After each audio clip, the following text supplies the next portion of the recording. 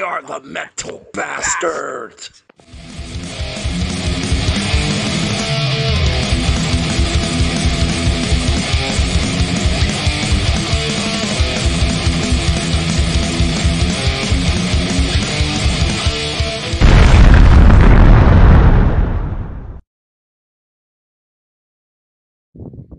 Hey, you filthy freaking bastard.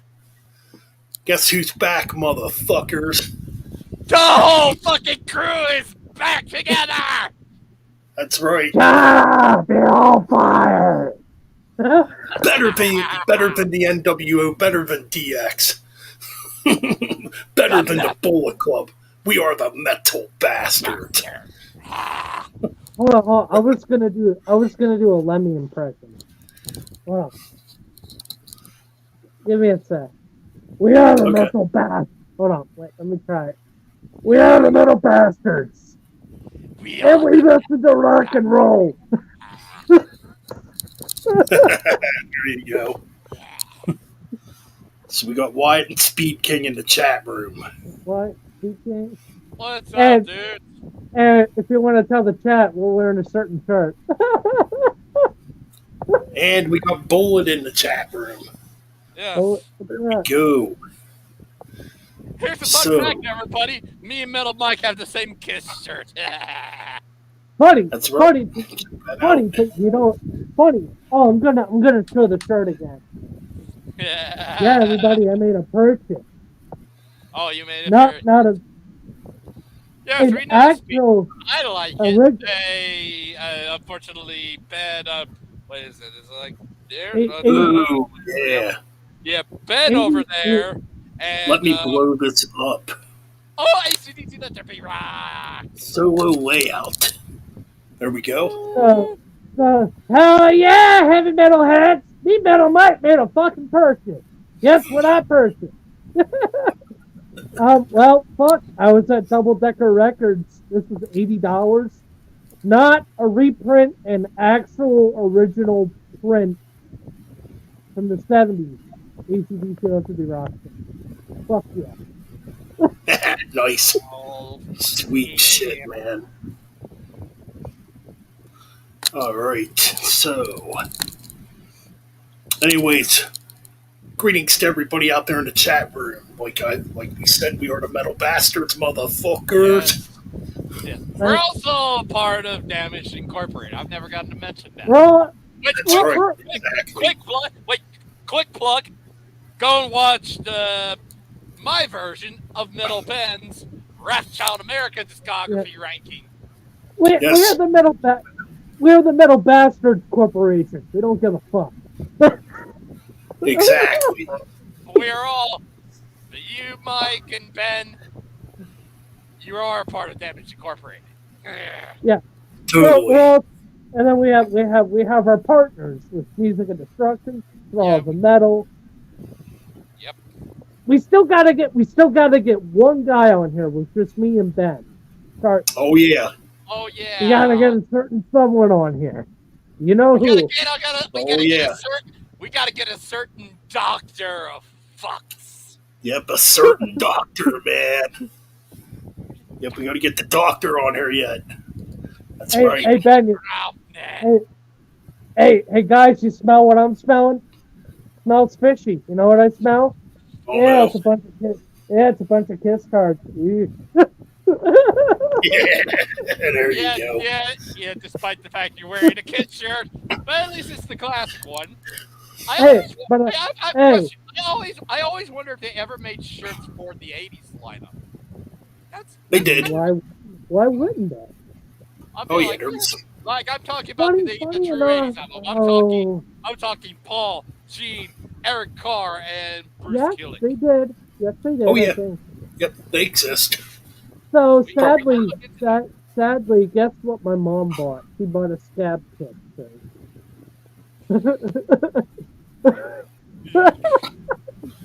Oh yeah, the new Metallica song. Well, hate to be the bearer of bad news. I don't care for it.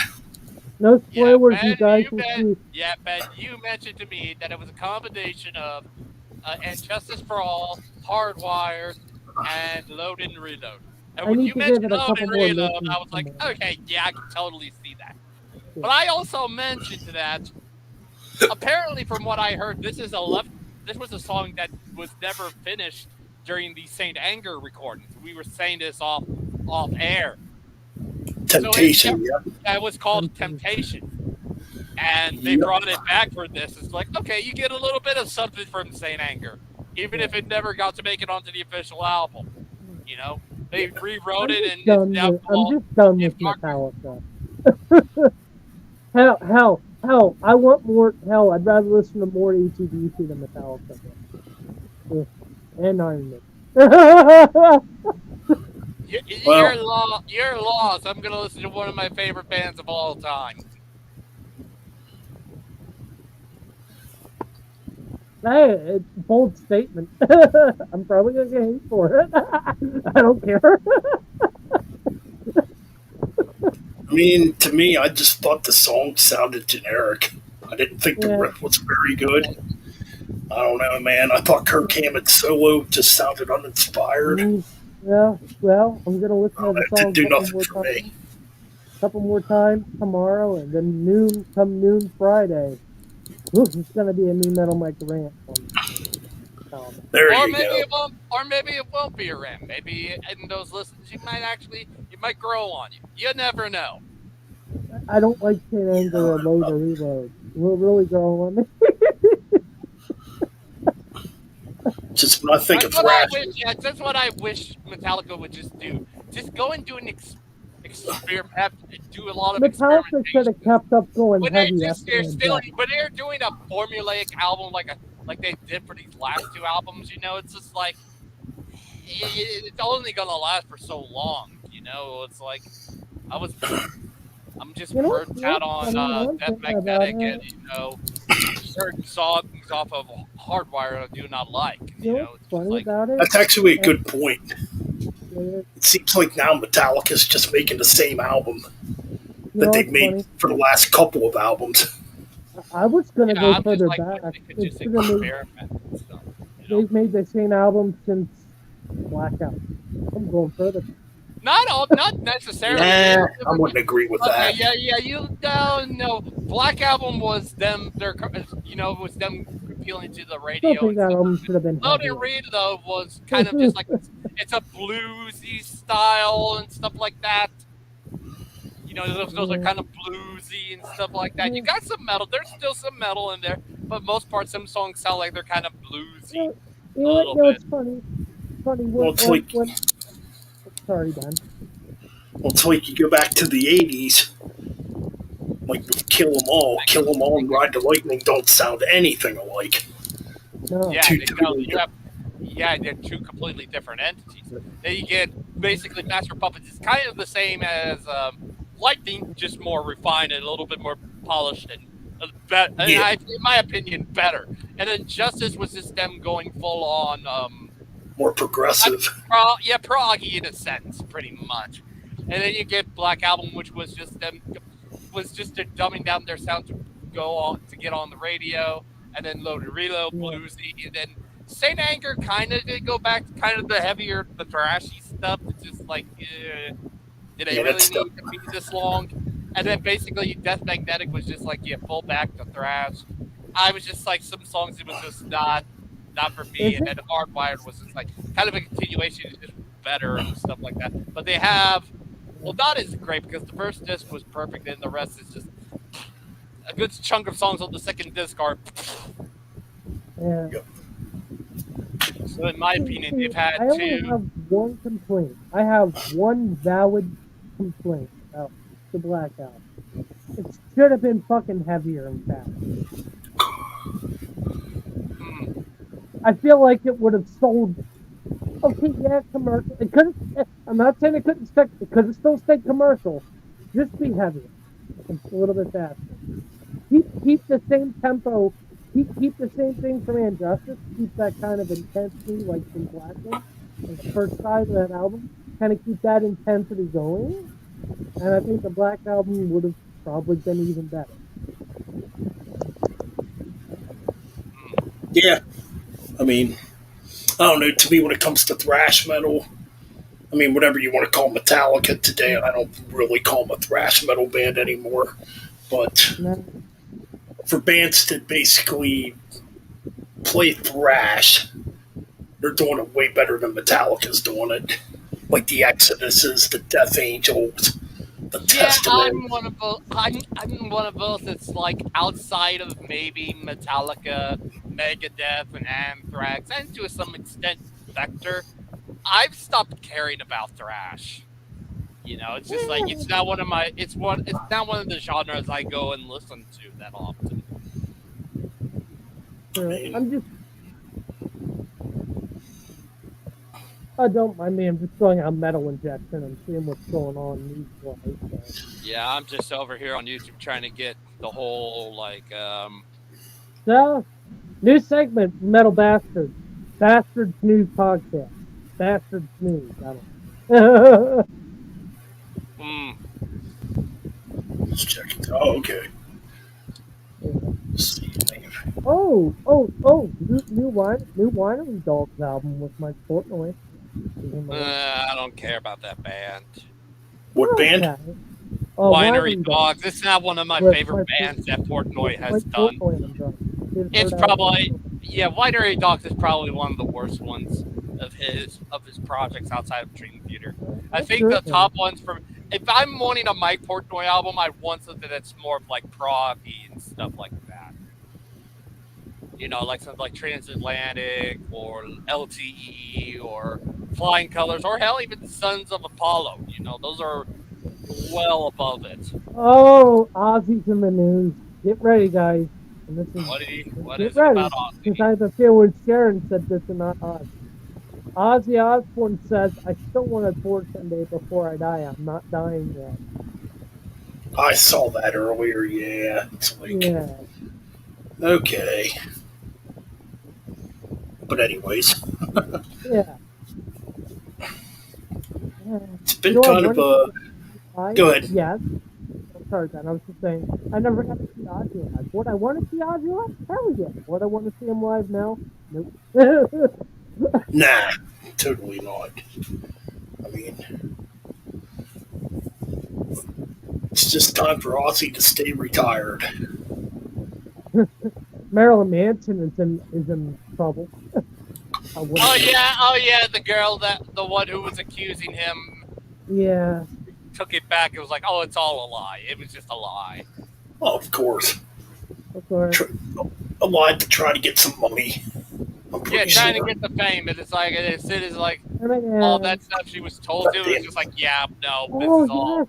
Fucking hair's all messy. Oh yes, no one on YouTube I heard no one on YouTube mention or talk about the Marty Friedman Megadeth thing that happened. Oh yeah, yes.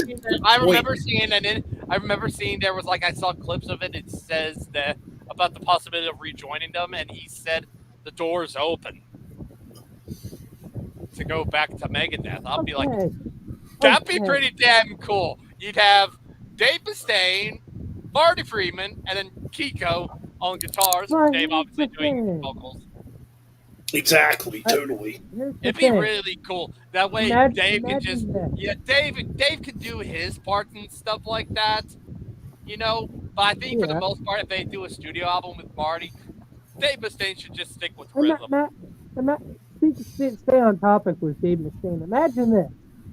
Imagine somehow Lars decides to kick Kirk out of Metallica.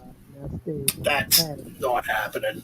I know. That will never happen. That'll never happen. But just imagine, like, I mean, would you want to hear like a new Metallica song with Dave in it? I mean, I wouldn't mind. Right. What's up, John? What's up, John? Hey, John. What's up, John? Yeah, I think that would be pretty cool if you had just Dave Mustaine doing rhythm guitar and vocals. Then you have Kiko and Marty going back and forth with the leads. Then you'd have obviously what was the bassist? Kiko, oh yeah, Jake Lopez, and then freaking have Dirk on the drums. That would be pretty. That would make a lot of sense. Kiko and Marty. Marty. That's good. If they make an album, that's gonna be killer. Like. Yeah, that would be really freaking awesome. It'd be good. It'd be a cool album. Hell yeah. Yeah. I'd listen to it. I'd buy it. Yeah, hell yeah. I would think like, okay, yeah, I take back what I said about the Sick to Die and the Dead. This isn't a 10 out of 10. This one, if it had Marty on it, that would be a 10 out of 10. In a heartbeat. Totally, man. Total 10 out of 10, I think. I think it'd be awesome. Yeah, Megadeth. Just get Marty Friedman back. Or Marty Friedman go back to Megadeth. Oh no. Okay, so this is from Warner Brothers with Black Sabbath. Hear this stuff. Warner Brothers is looking, because even though Tony Iommi is Ozzy still owns it, Warner Brothers is looking at Black Sabbath saying they want to redo the album covers with sketches. This is an article here, and I don't know. Oh, wait, for the Tony Martin albums, or is this for the Ozzy No, album? the Ozzy album. I'm like, no, it's a Redo the stupid artwork? idea. Redo the artwork for the albums and stuff, and redo, make them more modern. Leave them alone. Let them be. Yeah, yeah, just leave them alone. Okay, here's another article. For a ridiculous amount of money, you can join Gene Simmons at Abbey Road to record a Kiss song. Oh boy, imagine me recording a Kiss song with him.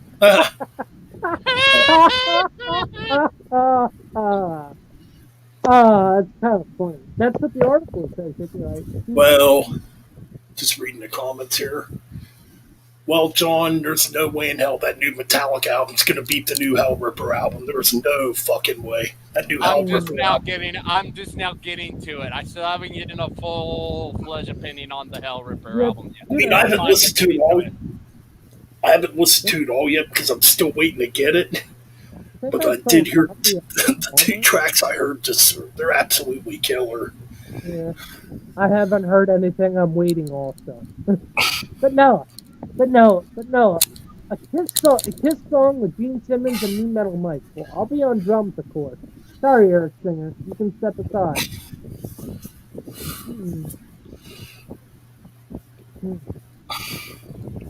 And I get to name the song. Actually, you know what? Maybe Metallica should. You know what? Maybe Metallica should make albums like Load and Reload. Let me explain why. Because they're not angry no more. No. they got all their millions of dollars, so maybe they should make albums like Load and Reload. Yeah, I think that would be. Yeah, just don't make filler Oh, on it. But I what's think that? it would be make it a true double album. Make it something like you have Make something another of a cover length job. of like make it like super like maybe go prog metal maybe. Because I kind of feel like definitely on Death Magnetic, you could definitely tell they were trying to force themselves to play thrash again. Mm. Maybe a little bit on Hardwired, but yeah, I think it's not working for this new album. Maybe So they far, just we don't know what the have rest. Yeah, we don't know what the rest of the new Metallica album is going to sound like yet, but you know. Yeah, pretty much. Back to what I was talking about with the Gene Simmons to record a Kiss song. I wonder what like a Kiss song with Metal Bend would be. I wonder what that would be. Wait, what about You doing Oh, a no. Kiss song? Oh yeah, Me? Metal and. Oh, sorry, I was reading the. what, me doing a Kiss song? It's for a ridiculous amount of money. You can join Gene Simmons at Abbey Road to record a Kiss song and name the song. Record it. Oh shit. Well, that's a good one. I'll still be here. Trying to see if I can trying to find a full album video for the one Catatonia No problem, album Ryan. I need. Y'all continue talking. I'll still be here. Yeah, because I'm gonna ask you next, Brian. So, you know. The I'm Oath. serious. There we go. From No, yeah, make a no. heavier version of The Oath, Mm, or I don't know. Oh, the song. Oh man, the song. Yeah, the song "Almost Human" from Love Gun. There mm. you go. No, no. It says you have to make a new song. It has to be new, but it could still influence. Hate to break your heart there, guys. I'm not a huge fan of Extreme. I did check out the new song. Okay, Hmm, I'll talk about the new song real quick. The vocals sucked. The vocals were terrible. I heard However, it. the guitar playing was absolutely awesome. I've never been an Extreme fan, Hmm, yeah. but Nino is a fucking hell of a guitar player. The guitar playing is awesome on that new song, but other than that, the vocals are just trash. Okay, okay. Hear me out, Ben. Hear me out. Okay, I got my Kiss song and gimmick idea. Gene tells me to just let Peter Chris. I tell him, hell no. I'm having Here's what trouble I'm here. gonna. Oh, I'm sorry. Can you still hear me? Yeah, go ahead. Well, I was saying for the Kiss song, Gene says you gotta wear the Kiss makeup. No, I won't wear the makeup. But give me 20 minutes and I'll come up with my own gimmick. I'm gonna come out as the mean metal bastard. I'm gonna come out wearing a trench coat, a top hat, and I'm gonna just play a solid song. And it's gonna be a 70s Kiss song. And the song's gonna be called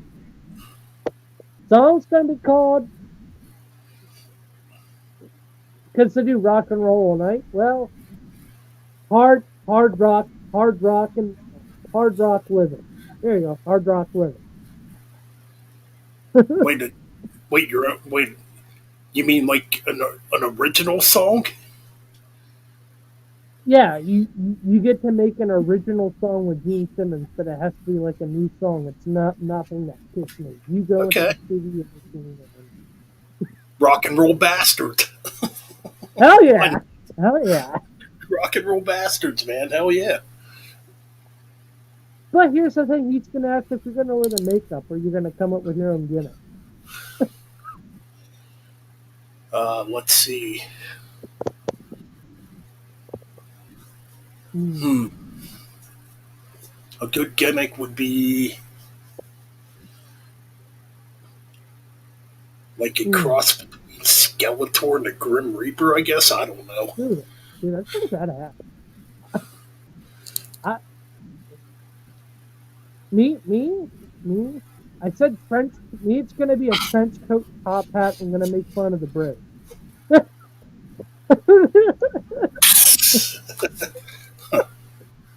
Oh man. But Yeah. Um. Ooh. Ooh. Ooh. Ooh. So Megadeth. I have more news on Megadeth. Then.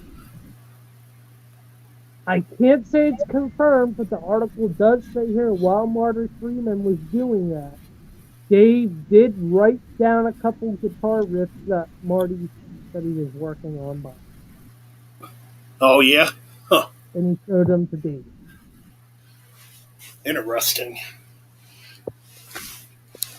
Oh. That's interesting.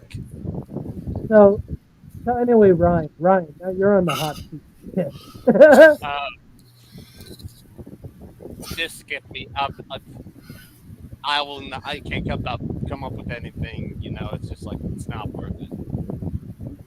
You could be the rat. Just dress up as a rat. No, I'm good. I'm good. Ah, the shit that you hear in today's metal, it's kind of fun.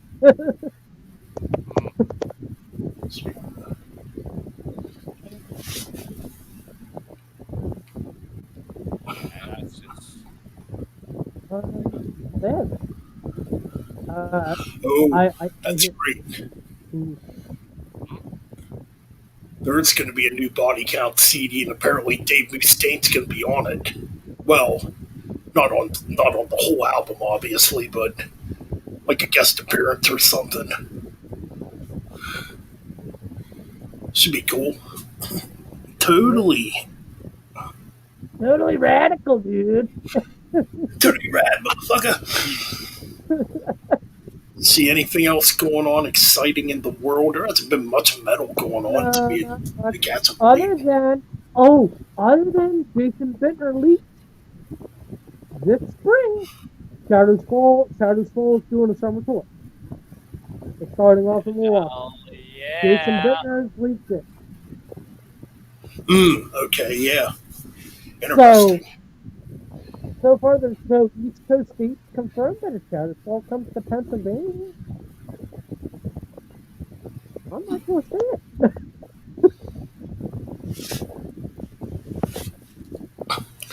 So, ladies and gentlemen, we apologize for technical difficulties. After all, we are poor.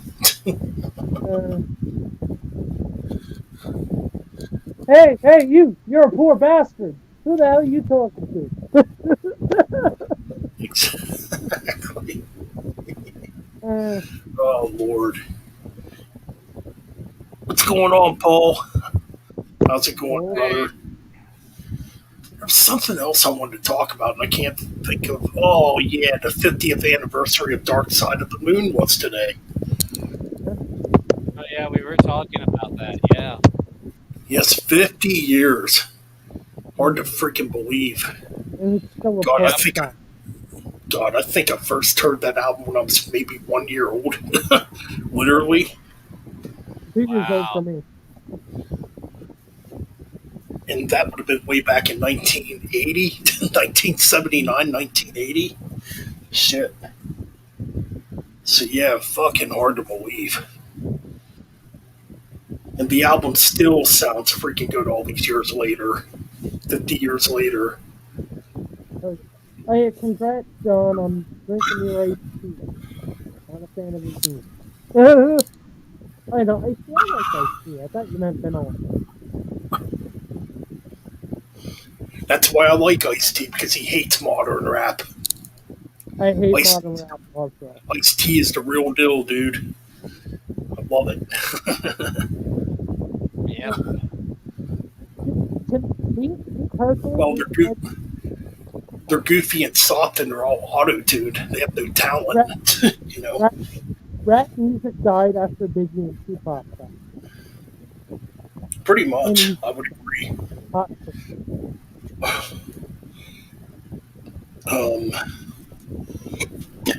be with you guys here in a minute.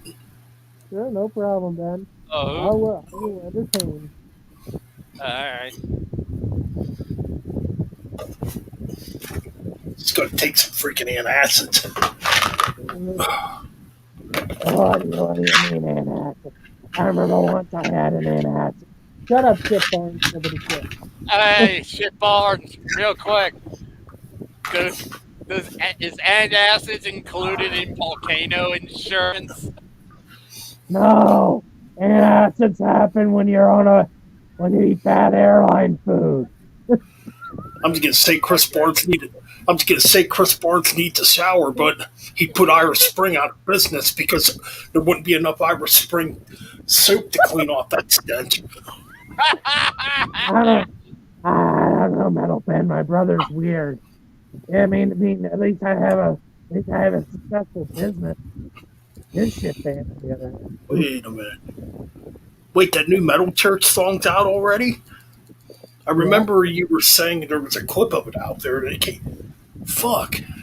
Yeah. God damn, now I gotta listen to it. Damn. I'll have to check out the new Metal Church. Speaking of which, under my, I did a short the other week on the new on Metal Church having, or Black, excuse me. Let me calm down here. Before I choke on these freaking antacid pills. Anyways, like I was trying to say, a couple weeks ago, I did a short on Metal Church having a new vocalist, And the brand new vocalist actually commented under my comment section for that video, which I thought was Oh, pretty cool. which is funny. Funny is that I'm subbed to his YouTube channel. So. Oh yeah, man. Damn, I'm gonna check out that new metal church here after the stream. Sorry, John. Can't get in the avatar. Yeah, that band's definitely not my thing either. Like I said in the comments section on that 606 stream, modern metal has no fucking balls, and it's boring. I just don't like the sound of modern metal. I don't like the production of it. I just don't like it. I don't like it. I don't like the production. I don't like the sound. It feels like it's like, hey, I made this song. Well, congrats. Did you make any mistakes? No, we have these computer features. So sorry, your record's not going to be as good. You know what I mean, Ben? It's like, Totally. I don't know, man. There's a lot of great metal, like I said, on Bandcamp. mm-hmm. Like these bands that are coming out playing that old style of metal that are still unsigned. You know, Mm-hmm. it's just the shit that's getting signed is not good. Okay, Ben. I have a list of bands. Tell me if you've heard of these guys. Let me pull it. Oh, and also Ben, I might be putting a set list together for another return of Me Metal Mike and Metal Ben's Doom. That's right. We did start doing that. That's right. Yeah, it's still gonna happen, people. And you got me hooked on Uncle Acid, Ben. I already ordered. I think. Ooh, Uncle Acid and the Deadbeats, good stuff. Yes, indeedo. So, Great. yes, the band. Yes, Snowblind. Yeah, Sleep. The band Sleep, and they did a cover Sleep. of Snowblind. That's They did right. a cover. Snowblind. Have you heard of a band called KYUSS? I've heard that name before. The album's called Red. Oh, Kios? Yes, yeah, they're kind of like a stoner doom metal band. It's been a while since I've heard them, but I think they made 4 albums. These were a list of songs that was in my playlist today while I was exercising. Cool. One of them was a song called Rage of Angels by Orange Goblin, which to me had a Jewish taste to that. What's going on, Nick? Hey, Nick, you want to join? What's up, brother? Come on in and join, man. I mean, Me Metal Mike is back, and we're just chilling here. Hell yeah. I guess Ryan would have to send a link. Yeah, Yeah. We'll send it yet. I'm taking a long break from Facebook. Yeah, I just got back on Facebook. It's taking a long break. It's just too much crap to deal with at the moment, for me at least. But, yeah, that is, how it goes. So what's Blackfoot? Have you heard of the band Blackfoot? By any chance? Black Flame? I'm really having a hard time hearing. Blackfoot. Blackfoot. Blackfoot. Okay, yeah. I know Blackfoot. Yeah, just send you the link, Nick. Tell me if you heard this band. They're a doom band. They're called the Gone Jackals. This is early. Oh, cool. Interesting. This is a song called Legacy, which is really good. Yeah, check it out. Nice. That's pretty cool. And then I discovered this album on Spotify. I still listen to Spotify. If I'm bored from YouTube, I will go on Spotify and just. I'm guilty of doing that. Yeah, Spotify, yuck. Well, but anyways, it's whatever. It's whatever. I hate it. I don't listen to garbage music. So that's a positive. But yeah, there's a band called Reverend Bizarre. They're another like Sabbathy band. This song was really good. It's called "Doom Over the World," That and name, it that really okay. and it really sounds like it would have been an extra. It sounds like it would have been an extended version of the debut Black Sabbath album. It has that dark, dark, dark atmosphere to it. Cool. I've heard that name before. I mean, And yeah, see, yeah, yeah, I love the doom metal stuff. hell yeah, so do I. The old school Doom, the old school Doom that kind of does the Yeah, Sabbath stuff with the weed and yeah, I the do love space that style. acid. I'm actually kind of. I'm going to talk about. I did start working on some new music. Mm, My problem is I'm kind of wanting to write something different.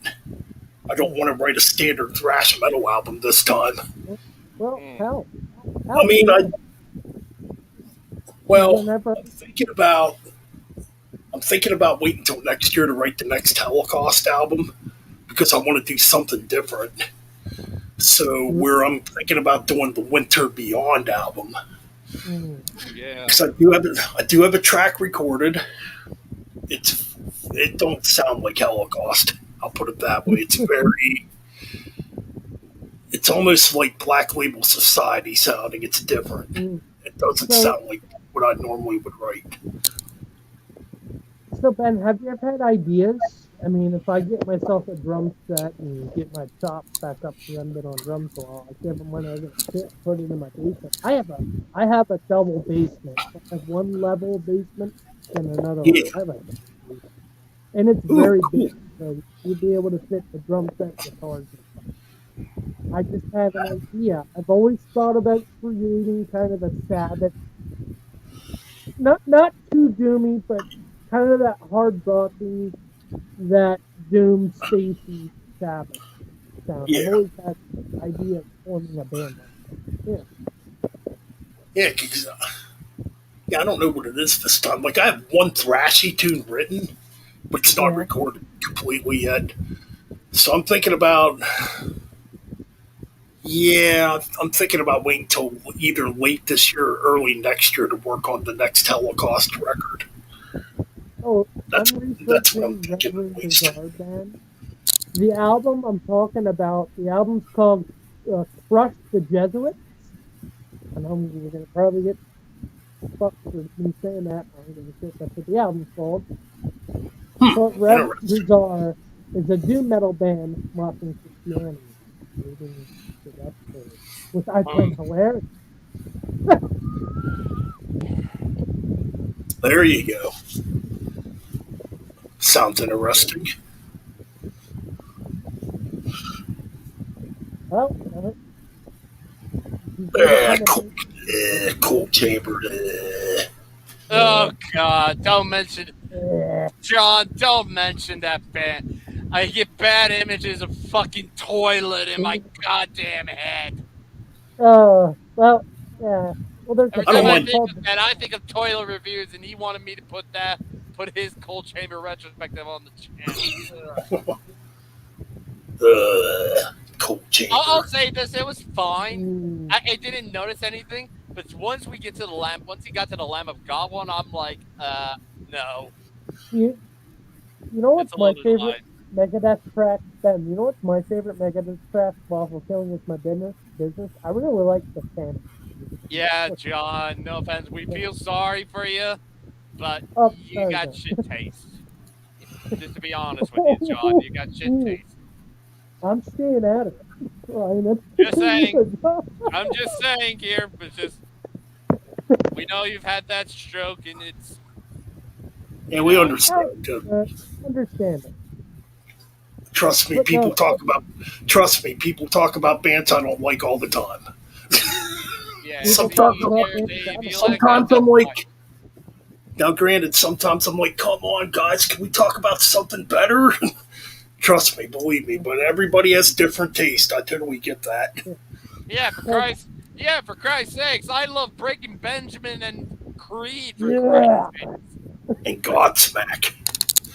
What's Not up, so much. Nick? What's up, What's up, Nick? guys? What's up, Nick? How's it Uh, going, man? Oh, it's all right. Just, I'm Yeah. editing and rendering a collection Let's update. sit back on camera. About an Nice. hour long.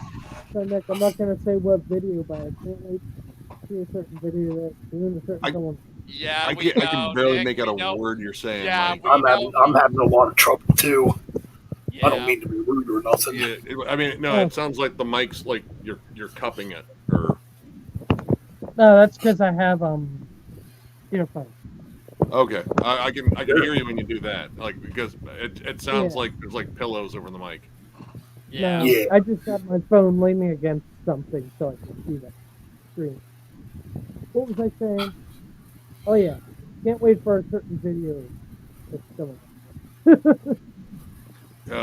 Yeah. We're also getting together finally for the crowbar ranking. It's been an Nice. absolute Yeah. fucking pain in the ass. I wanted to mention this to you, Yeah. Nick, because King of Swords mentioned to me, but he wants to do like an album ranking for Catatonia with me. Dude, Catatonia is a great discography. It's like got a lot that. of interesting changes along it, really cool stories too. I love that new album too.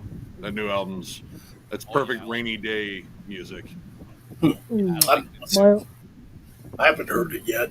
So It's gloriously My bleak. uncle just sent me a picture of the new CD he bought. My uncle Greg just found it at his record store for $4.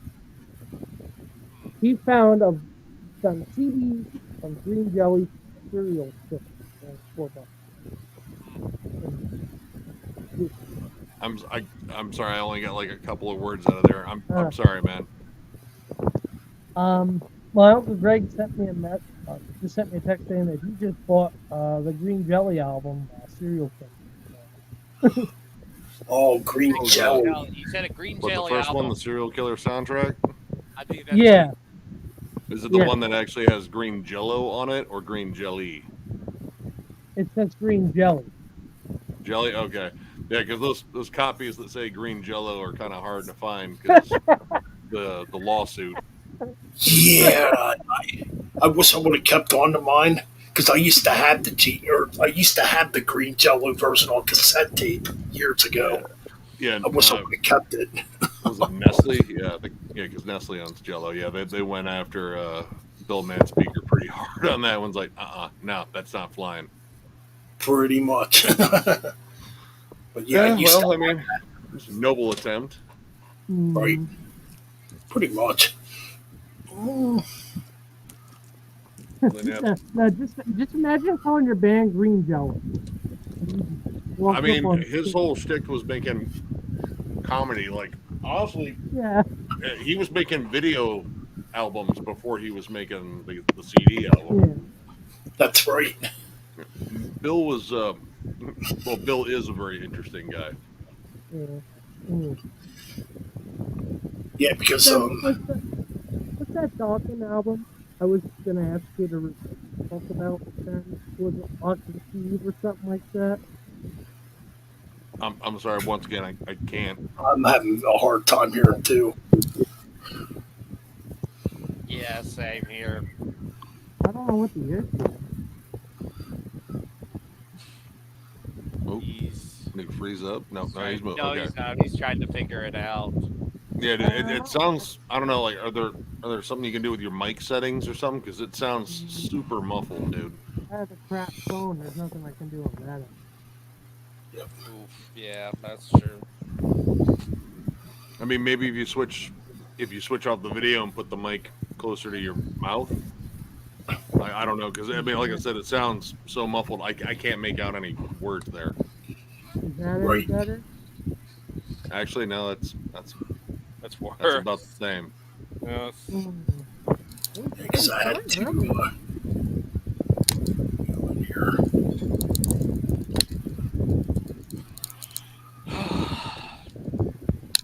Are you running a fan in there? No.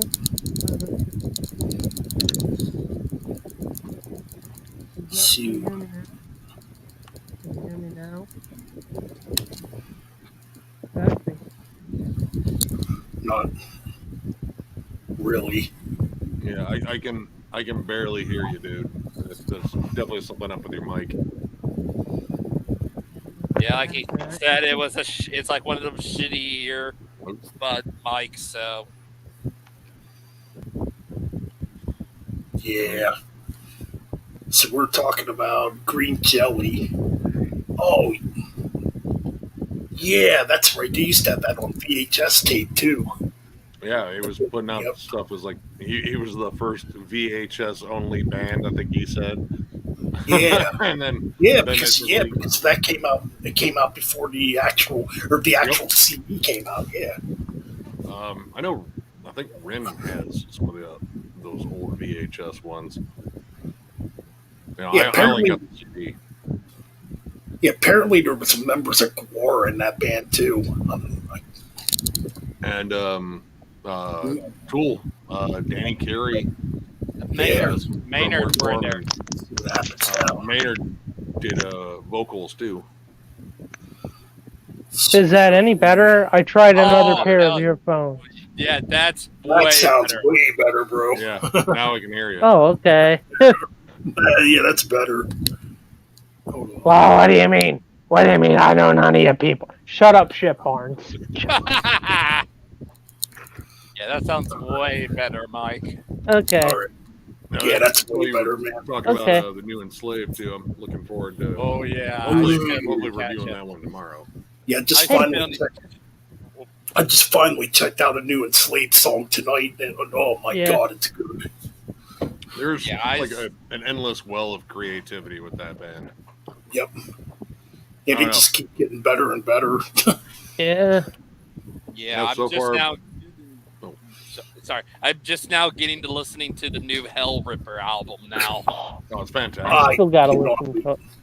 I can't Gotta wait to get that. I can't wait Yeah, I'm either. waiting on my copy. Should be here mid-March. Like our record shop still hasn't gotten it in. I looked on Amazon Prime. They don't have it on Prime at the moment. I mean, you can order it, but it wouldn't come in.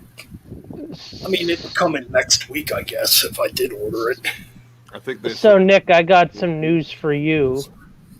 Jason Bittner just leaked it on Facebook. Shadows Fall is going to be playing live in Milwaukee, and there's rumors of Oh, things dude, they might be everyone's doing on in that bill. summer.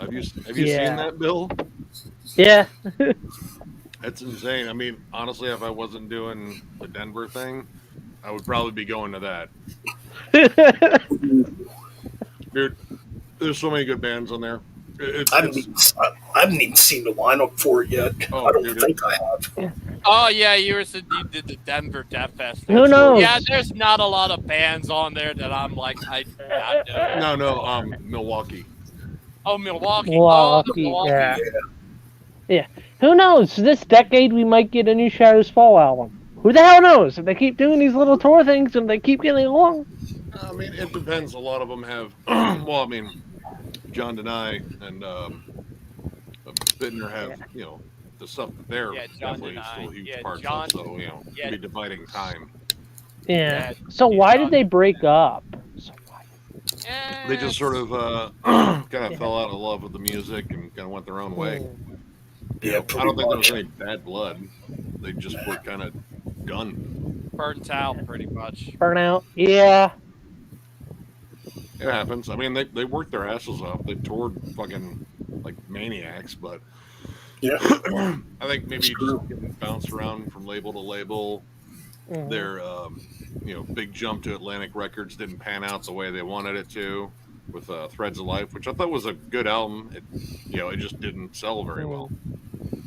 It was a pretty decent album. Kind of reminded me more of like a Testament, like kind of a Testament album. I mean, in Yeah. comparison, because I mean, there was more melodic vocals on it, Mm-hmm. from what I remember. It was even So a was ballad. Charlie Benante and Pantera? Sorry, I had to thought my Charlie Benante still in Pantera. Well, he had to dip out for some other stuff. I think some other dates. But So they got, and the Anthrax because of the new Anthrax album, I they haven't got heard much I on believe that. they got the drummer from. Oh wait, no. I forget who they got the drummer from, but I know Rex had to bow out a couple of dates because he got COVID. But they got the bassist from Cattle Decap to step in, which nice. he was probably like, "Holy shit, really?" I mean, Yeah. But yeah, there's a bunch of stuff coming out this week that looks. okay. Here's a question: what's one reunion you would like to see that you still think would never happen? Yeah. Yeah. I mean, that's never going to happen. So I definitely went pretty hard there. Yeah. Probably Pink Floyd, and that's definitely never going to happen. Let me. There's I mean, that's bitterness. oh yeah, yep. Yeah. I mean, King Diamond, or was it? Because isn't King Diamond still working on that one album? King Diamond's still working. Still He keeps working. saying he's going to put out a new album. Apparently, there's going to be a new Merciful Fate too. Yep. We'll see. He's been saying that for a We'll while. say. He's been saying that for years. I mean, he's been playing dates with Merciful Fate like overseas. Well, I think he near the state he was playing some shows with Merciful Fate. You know what sucks? You know what sucks? I forgot that Meatloaf passed away not too long ago. That just crossed my mind. Oh yeah, That was not that long ago. yeah. Almost 2 years. I think it was 2021, or was it? Yeah. February. It was 2021 because 2020 we lost Neil Peart. Who did we lose? Oh, we lost Trevor last year. Yeah. Yeah. Which, I mean, Black Dahlia Murders, I don't know, it seems as though they're going on. Yeah. They're one of the big bands at Milwaukee. Yeah. Yeah, they're Trying to think. Yeah. Just think of other band reunions. This one just came to mind, and I don't know if they will, but there's always the possibility of it happening. Kingdom of Sorrow. Oh, Because all the members, I believe, Jamie Johnson, Kirk Weinstein are still What's up, around. Clint? Hey, What's up, Clint. Clint? Clint? What up, guys? Not much. Not much. Just shooting the shit. Oh, I thought of one. I God. thought of a band I'd like to see reunite. 3 Inches of Blood. Yeah, 3 Inches of Blood's incredible. They put on a hell of a show, too. I met him. When I seen him with Typo way back in 2008. They were all real cool. Once I didn't a couple of members end up in revocation. I think the drummer is 3 Inches of Blood's old drummer. I think, yeah. A band I would recommend if you like 3 Inches of Blood is a band called Were Squatch. Who? Were Squatch, like werewolf Sasquatch. Where Squad? Where Squatch. All right. Yeah. Interesting. They're pretty cool. Oh, let's see. What's the band's logo, Clint? Let me get Sasquatch. I don't know necessarily because I only have 2 of their albums. I think they only have 2 so far. But the first album has Sasquatch fighting an octopus. So very self-aware, but they're pretty badass musicians. I mean, Ooh, Red for Cellar actual Views logo, just but- dropped something. oh, these album covers are great, though. Yeah. Did you look them up? Yep. So we got Great. a Squatch battling a kind of Cthulhu Wait. creature. Yeah. He's not battling me. I wonder when the Tony Martin box set's gonna come out this year. No, Tony Iommi said it's gonna drop this year, so I wonder when it's gonna actually physically come out and everybody be able to buy it. Don't know.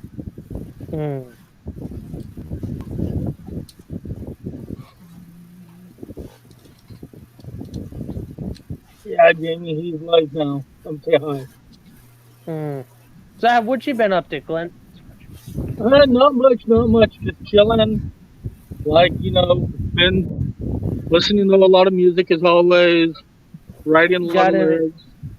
You want to sing it? You want to give us a couple lyrics? If your voice is up to it. I mean, right now people are asleep in the house, so I really Ooh, can't. that's not the best out. Yeah. My phone is. Yeah. Oh, Oh, where did? What Oh, happened? he's gone. Oh, okay. Internet. Wrong Inter- He, he said internet. Okay. wow. All right. Oh, what's wrong? You okay there, Ben? Oh, I'm fine. Uh, I'm good. Just had to go take a piss quick. hmm. But I'm fine. I'm just sitting here kind of thinking of other bands that I would like to see get back together. I mean, Well, I don't think they're technically broken up, but they haven't been around in a little while. Faith No More, please, and thank you. yeah. Yeah, there we go. Yeah. Faith No More. What about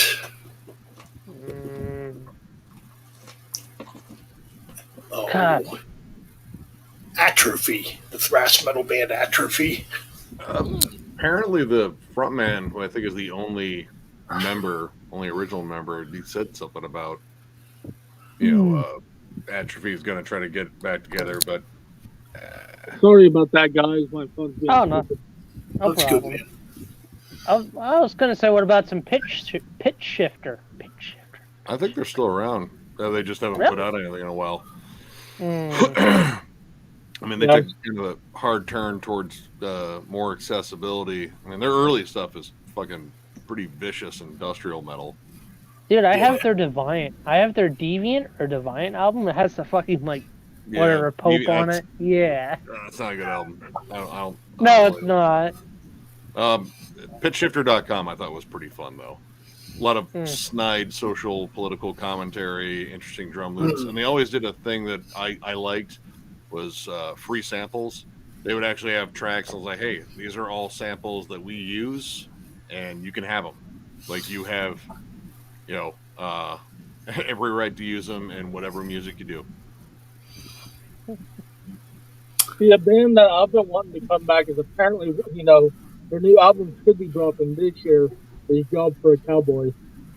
They have said that they are working on something. I heard a rumor, and I can't really substantiate it, that they were offered a spot at MDF and turned it down. Like they would have had like a headlining spot, but they didn't want to play for a full hour. I was like, why? Dude, and they got offered like a lot of money too. That's crazy. Like tens of thousands of dollars. wow. Yeah, and they just didn't want to play an hour. I don't know. That band has been so up in the air, and they left off on what I think is their best album. That Sun Eater album is incredible.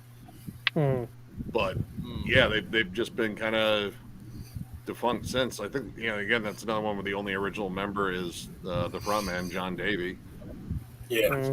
Everything else is whoever he cycles in as new musicians, and I imagine he probably got a crop of really good ones. Yeah, and I know he's been busy doing his. I know he's like a chef or something like that. I've heard. Hey, I mean, if that's become more of his passion, I've been hearing rumblings about that. There was another musical project that John Davey had, but I don't know if they ever put out anything. That one. Yeah, they had that one single, but I know he did that one album, that Flesh Rot album, which is incredible. Ryan knows what I'm talking about. Oh yeah, the Flesh Rot album with Flesh Rot, as in W-R-O. Yeah, Flesh Rot. Yeah. Yeah. WROUGHT. Yeah, with the V. I have that one. It's good. That's I love it. oh fuck, what's his name? Naveen Koperwees. Yeah, Navi, he's Coperice? doing he's Oh, doing everything. Yeah, he does. Shit, I gotta get going to bed soon. I forgot I have All right. stuff. No, it's family stuff early in the morning tomorrow. Oh, okay. All right, well, good Yeah. seeing you, man. Yeah, Good seeing seeing you, Ben. Ben, and I will text you, and we will work out that music stream together. Totally, man. Definitely. Peace. All right, take care of Later, yourself, Mike. Mike. Yep, take care, man. Oh, okay, All yes, they did put out that album. Serpent of Gnosis. That was the other project that John Davy did. Flesh Rot, I have that album. It's good. I think Naveen I wish they- Koperwees did all the music on it. Yeah, he did. Johnny only did the vocals. Yeah, it's the dude that's the current drummer for Entheos. He used to be the drummer for Animals as Animals Leaders. Leaders, yeah. He's a solid musician. Hell yeah. Actually, I want to say Oh, I think he's also in. Job. I think he's the drummer for Job. well, I mean, Oh that yeah. would kind of make sense. Let's see. Yep, no, he is. He joined in 2020 officially. I'm like, okay, if this is the closest we'll ever get to a second Flesh Rot album, I'm all for it. I think that may have been intended on being a one-off project. Yeah, probably. But it was so good. I wish they did more. Yeah. Yeah. I met Johnny back. What year was it? Jeez.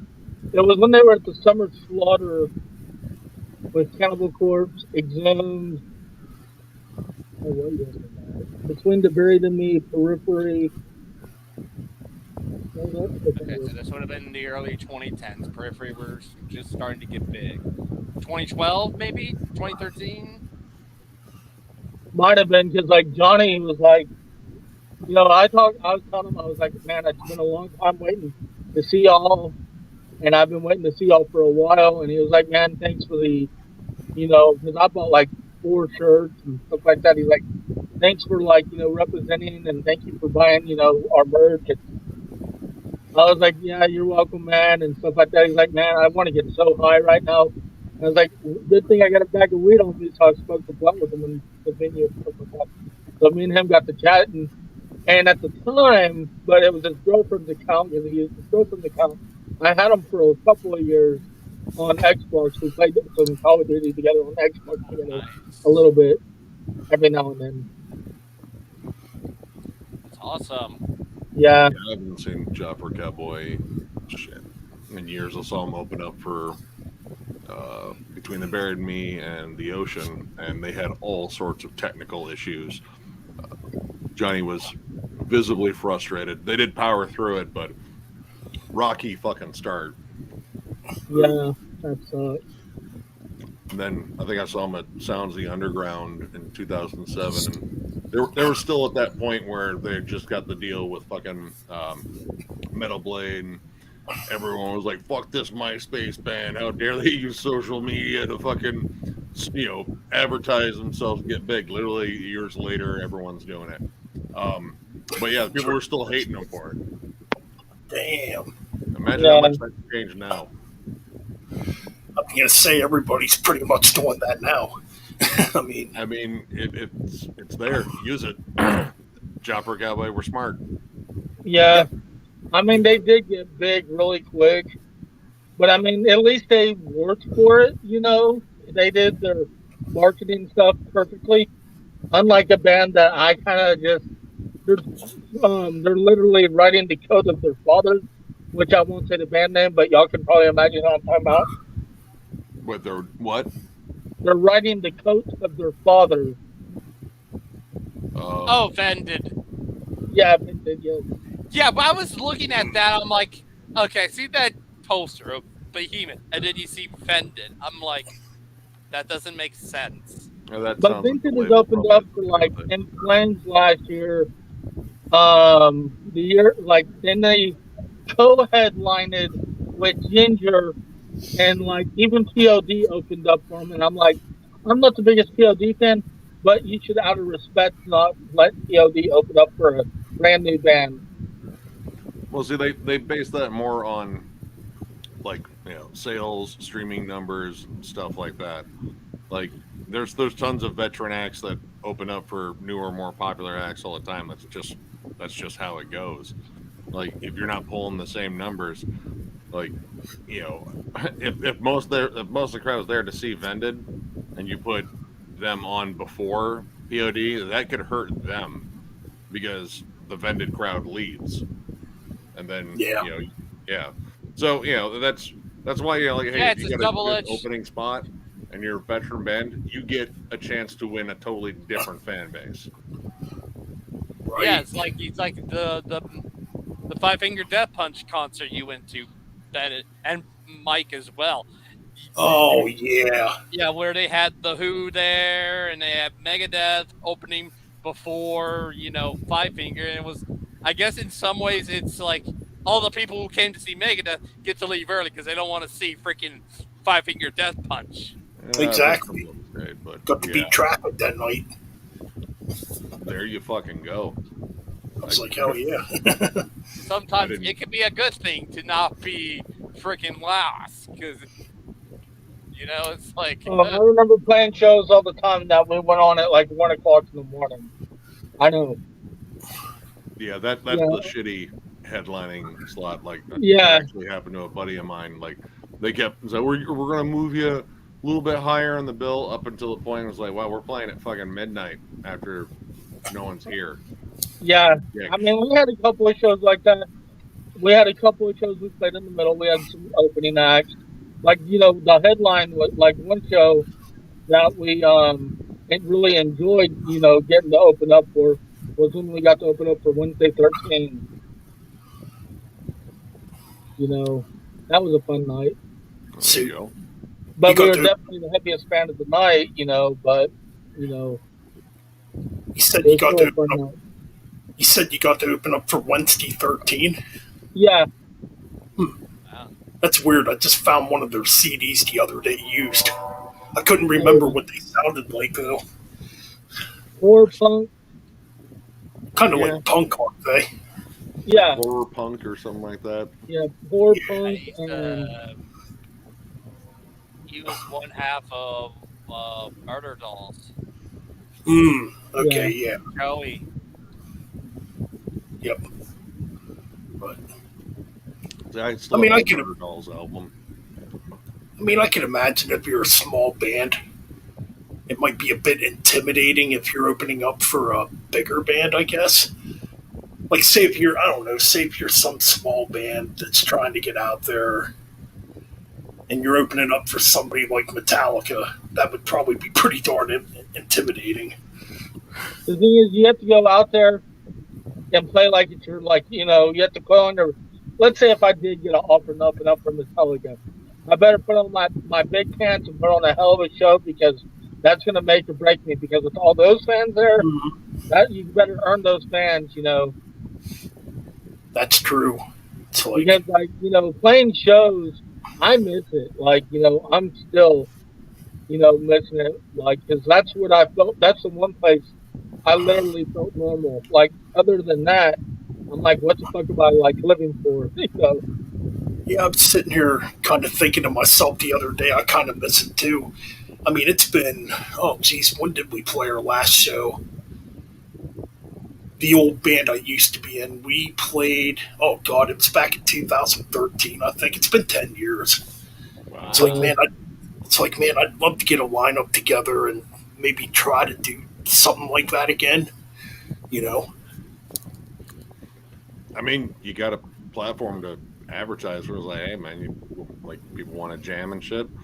I mean, hell, you can even throw them your music too. It's like, I do still actively play and write. Here you go. Right, totally. Like, I'm not just spinning wheels here.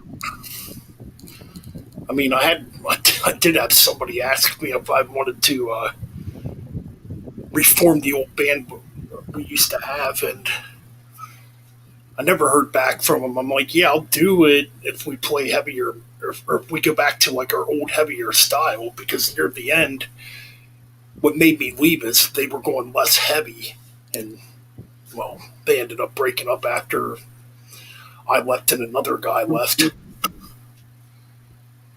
So, I mean, that's tough. Like trying to transition your sound. Everyone's got to be on board. yeah. I mean, it happens. It really does because, yeah, like that happened with one of my old bands that I had back in high school. You know, we were starting off wanting to be like death metal, black metal, a band called Meal So Before why? Hatred. Yeah, dude. And after we started playing and stuff like that, they wanted to transition into more glam rock. And I was like, I ain't doing that. And they kicked me out and changed the band name to whatever. So I made all kinds of like Britney Spears references on the little MySpace page because I was like, y'all kicked me out of the band that I started called Mill Before Hatred. And y'all wanted to change it into a band name called whatever and be glam rock. What the fuck, y'all? Yeah. I mean, Yeah, my old band, well, it wasn't really my band, but they were called Justifiable Sin. And it was kind of like a mixture of groove metal, maybe a little bit of thrash metal. And I hate to say this, a little bit of new metal. That's kind of the style we were trying to mix at the time. Well, I it was think the we were time. trying. I mean, I still have our old recordings here, too. I'm debating if I ever want to actually put them up on YouTube. But, yeah, it's interesting. I guess for what we were trying to do, it's pretty different. I mean, music is a constantly evolving thing. You know, That's cool. like think about what was more popular in metal like 10 years ago. You Yeah. know, the whole landscape. Like trends are generally, I think, on average, like a 5-year cycle. So every Yeah. 5 years, whatever was popular, people get sick of. They want something new, and then the next craze takes over. And it's kind of hard to predict. Right. Like, I don't know. Unfortunately, I think with Lorna Shore blowing up, I'm hearing a lot more like just extraordinarily digitized deathcore fucking popping up. Like to the point where it's like, dude, you have like if you strip away all the lavish synths and atmosphere and bleeps, sweeps, and vocal effects, you just have basic fucking chugging. And Right. maybe some, decent drums, but they're triggered as fuck. Yeah, Right. that's where I noticed it. Whenever that Distant album that came out, and I was like, dude, this is like a special effects blockbuster. This is a fucking Michael Bay movie. Like without the explosions, no one gives a shit what's going on because there's no story. There's no fucking heart. Exactly. I don't See, know. that's People kind get in of love with the effects. yeah. That's why I kind of quit. You know, like whenever my last band I was in, we kind of went more the metalcore route instead of like the death metal route because I kind of got burned out doing death metal, and plus everybody in my scene is wanting to be Cannibal Corpse or Pantera, where I'm at in Texas. Everybody wants to be Slam or Pantera, and I was like, I wanted to do something a little different, so we kind of went on the route of more like Kill Switch Engage, and it infused a little bit of like Whitechapel. Y'all heard the live video I sent y'all. You know, y'all heard it. I mean, Ben and Ryan, I think, have. again, it comes in cycles too. Like there's metalcore bands that honestly, like the new Unearthed song, I was like, this isn't bad. This is pretty good. I was kind of surprised to see that fucking pop up. I was like, man, I was just talking about how much I fucking missed that band not too long ago, and well, here they are. Did I do that? Didn't even know they had a new song out. Yeah. I didn't either. Popped up, and I want to say it came up in my feed too on Facebook, both like Metal Sucks and Metal Injection, Lamb Goes. Like, hey, new Unearthed song, and it's pretty good. I always thought they had good harmony guitar lead. Dude. Yeah. Trying to think of the name of the guitarists. I think Butch. Butch is one of them, and Yeah. but yeah, they love Iron Maiden. They always talk about it. I was like, dude, we love those Iron Maiden harmonies. We try to squeeze them in there. Like, it's Iron Maiden harmonies and big, chunky breakdowns. That's kind of like the way I try to write my music. I like to add a lot of harmony guitar stuff. I love harmonies. Like, the heavy metal harmonies are fun. I like the epic triumph ones. I also love, like, doomy harmonies. Like, fucking drag me to the fucking the center of the earth with some fucking bleakness. Definitely. Yep, I agree. I mean, fucking listen to all this Crowbar for this ranking, man, dude. Oh god, those riffs are so good, but man, they're fucking sad. Holy shit, it's a lot of sad music. True. That's gonna be hard. I was gonna say, man. Dude, they're so consistent. I was gonna say that does not sound like it's gonna be an easy ranking. It's not.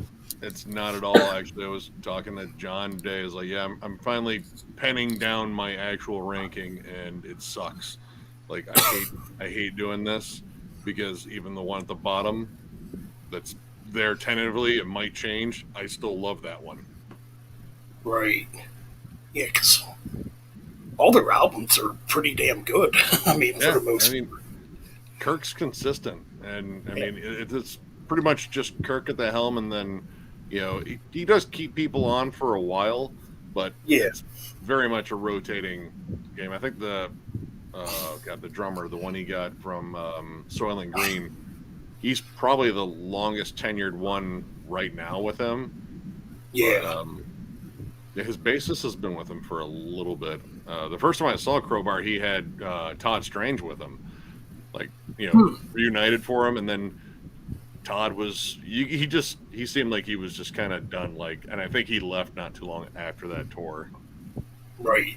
But yeah, it's Kirk. Kirk's the heart and soul of the band, and dude's got riffs, like riffs all fucking day. Every album has like a ton of songs that I fucking love. It's like, wow, that's fucking good too. Fuck.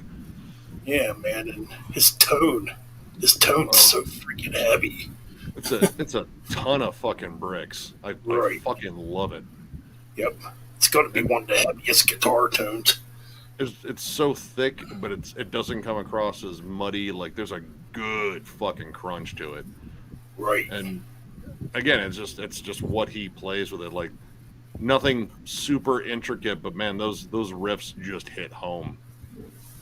Totally. Yep. And his lyrics are always great too. That's one of my favorite parts of, you know, his lyrics are really deep and stuff. Dude, like, meeting, because I've met Kirk a couple of times, and he's just like, hey man, how's it going? Like, just, you know, super cool dude. Fucking handshake that could like pulverize your fucking hand into like just chunks of bone and meat. Like, he's a strong dude. But yeah, he's just like, hey man, how's it going? Like, he's just like super cheery. He's like, man, I listened to you do a set of like some of the most depressing fucking shit. Like, your lyrics are like almost a fucking suicide note.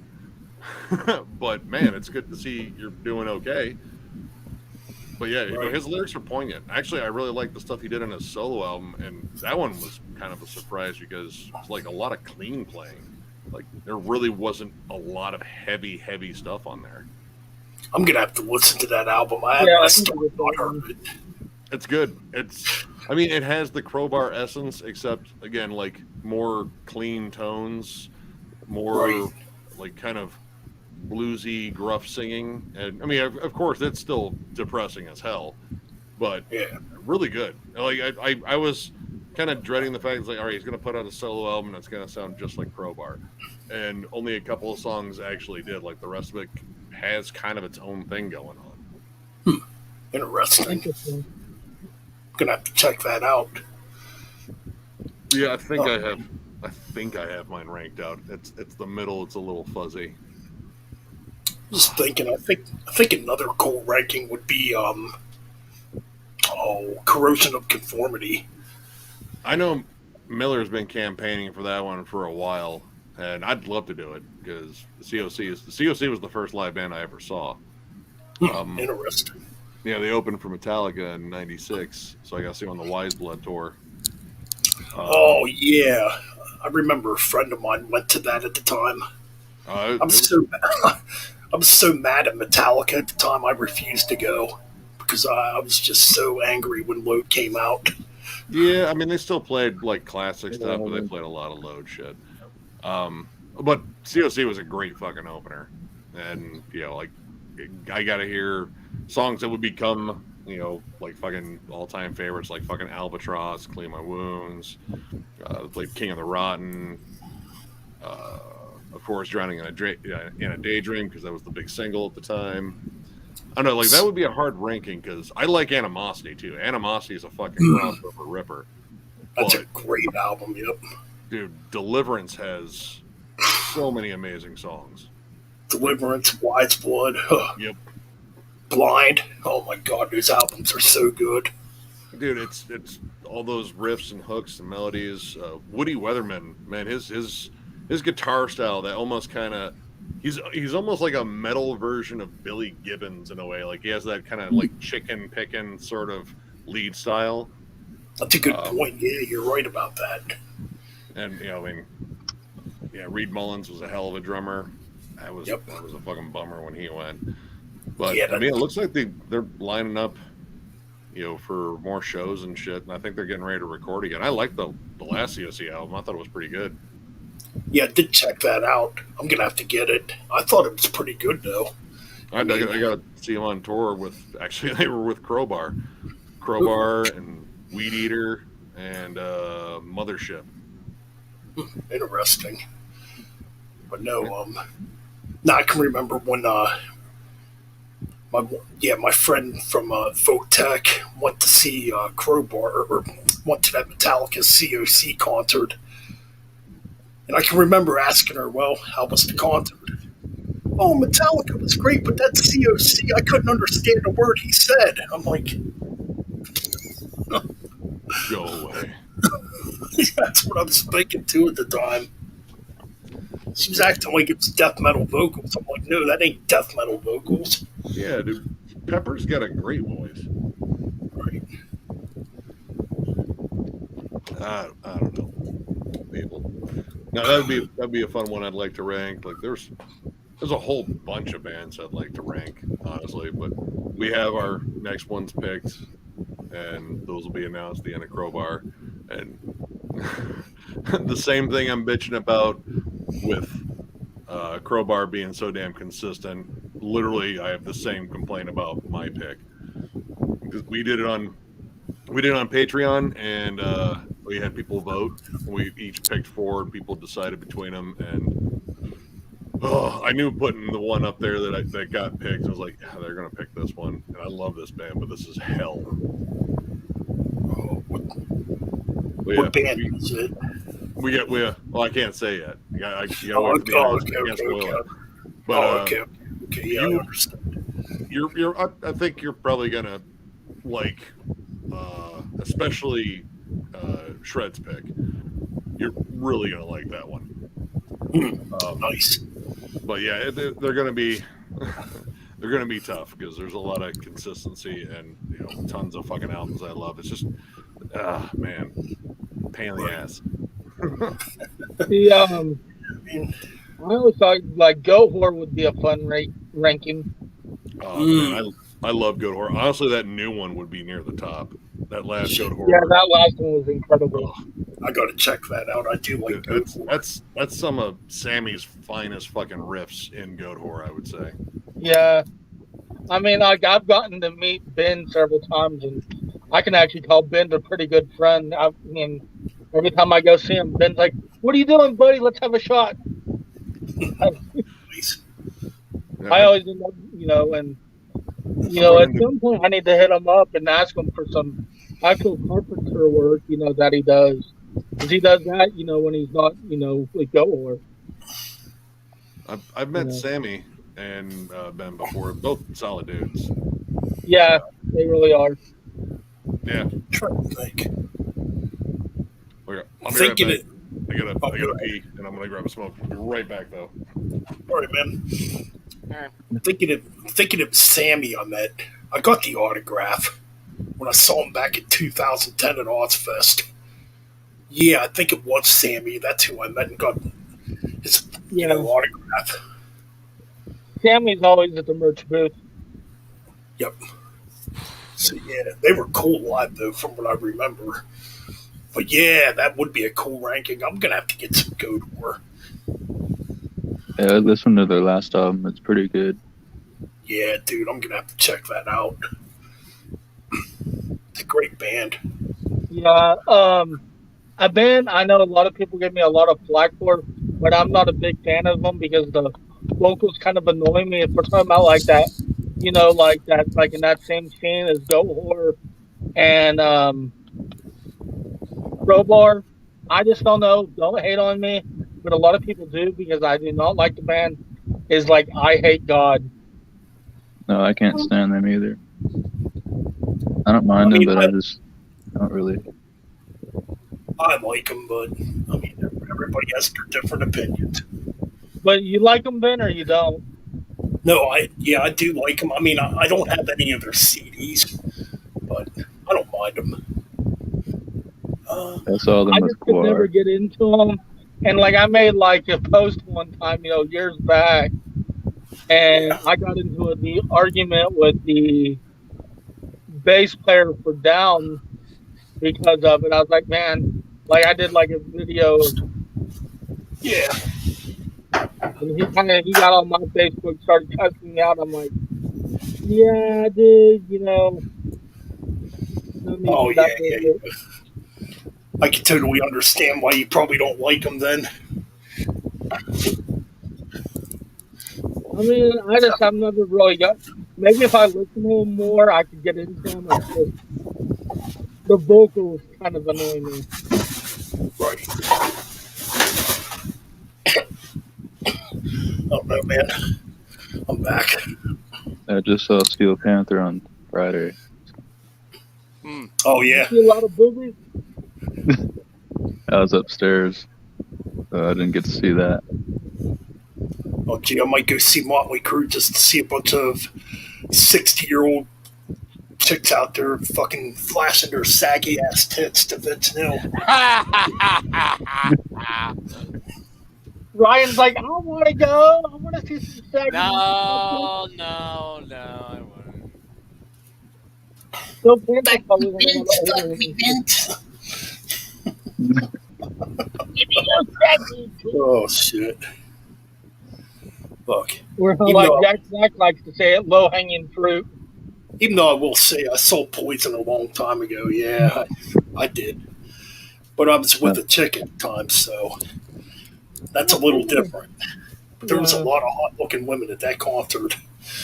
Poison's a different story. He could actually sing. Good point. True. Oh, Brett Michaels, yeah. Not a big fan of him, but yeah, you got a point. He can sing better than Vince Neil. You should do a rant on Vince Neil. Vince Neil, you need to fucking retire. You fucking suck. I don't know why a bunch of 60-year-old fucking old hags still flash their tits and go to your fucking concerts, Vince Neil. No, do a video and do a rant. Like, Oh, Lord. That would definitely piss some people off. Look at you say that about Motley Crue, because I can. it's a free country. I did do a rant on Motley Crue once on Facebook. Oh, this was back when the Dirt movie came out. I was just talking about how overrated Motley Crue was. Some dude came in my comment section. How can you say that about Motley Crue? I don't know. I just did. What are you going to do about it? I call him Motley Poo. Motley Poo. I only like when it comes to Motley Crue. I only like the first two albums. Yeah, me too. Theater Too of Pain's fast. okay. It's got its moment. It's not bad. But yeah, I've never been like a huge Motley Crue fan. But Once it starts getting into like Girls Goes Girls and Dr. Feelgood, then it's total glam. well, anybody out there in TV land listening, Dr. Feelgood sucks. It's overrated. There's only one okay track on that album, and it's the title track, Dr. Feelgood. The rest of the album is crap. There we go. Tommy Lee sucks. Tommy Lee sucks as a drummer, I think. Oh man, he's fucking pathetic. Now, since I went to Odds Fest in 2010, I did see Motley Crue because they were I'm trying to think. Yeah, they were second headliner to Ozzy, obviously. And I mean, I'll say they actually sounded pretty decent when I seen them, and they basically stuck to the earlier stuff when they played live. Like they played a lot of stuff from the first two albums when I seen them, which I thought was kind of, pretty odd. It wasn't that bad at the time. I mean, Yeah, my mom can't stand them. but yeah, as far I as mean, Nikki Sixx is the best part of the band. yeah, I mean, Nikki Sixx, Mick Mars. I thought Mick Mars is a good guitar player. I mean, you Yeah. can't really tell that in Motley Crue, but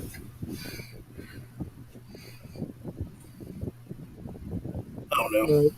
To me, it's not Motley Crue anymore without Mick.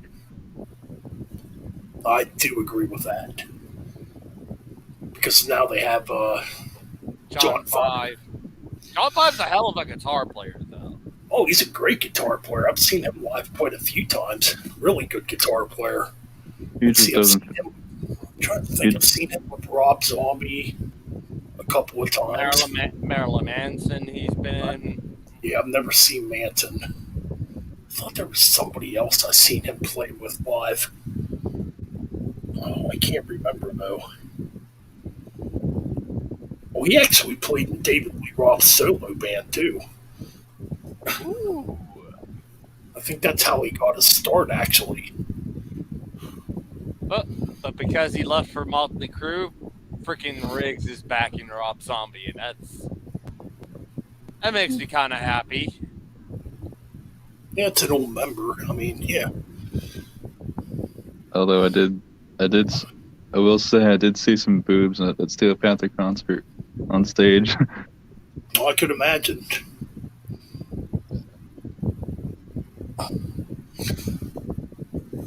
Let's see. I'm trying to think. When I saw Rob Zombie, first time I saw Rob Zombie, I saw a lot of tits flying. Oh yeah. I'm like, hell, fucking yeah, man. This makes me want to get up on stage and get a band going even more. At the time. Let's see, that would have been back at Ozfest 2005 when they played there.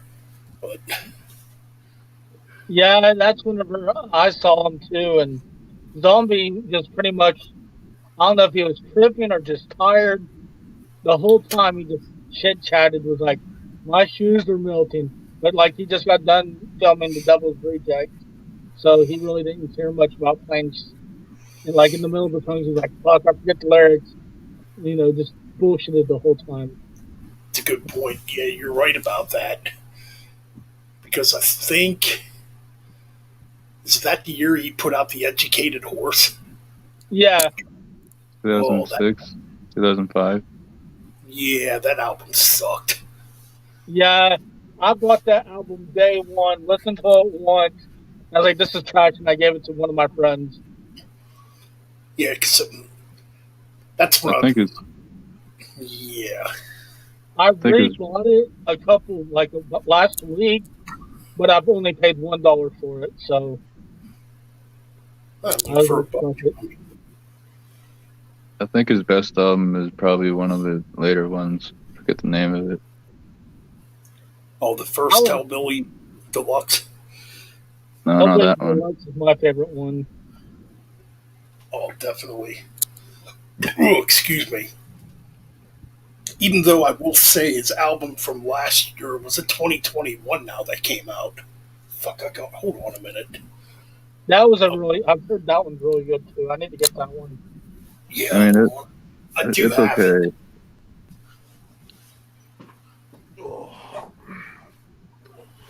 It's Venomous Smart Regeneration Bender. What's up? All right. Oh, Generation, yeah, that one's a good one too. Oh, dude, yeah, I got that one. Yeah, I thought it was pretty decent. It was all right. yeah, that one. That opening track, King Freak, that's a banger. That's a good Really fucking good song. stuff. But that one definitely had a lot of white zombie elements to it. It seems like. Mhm.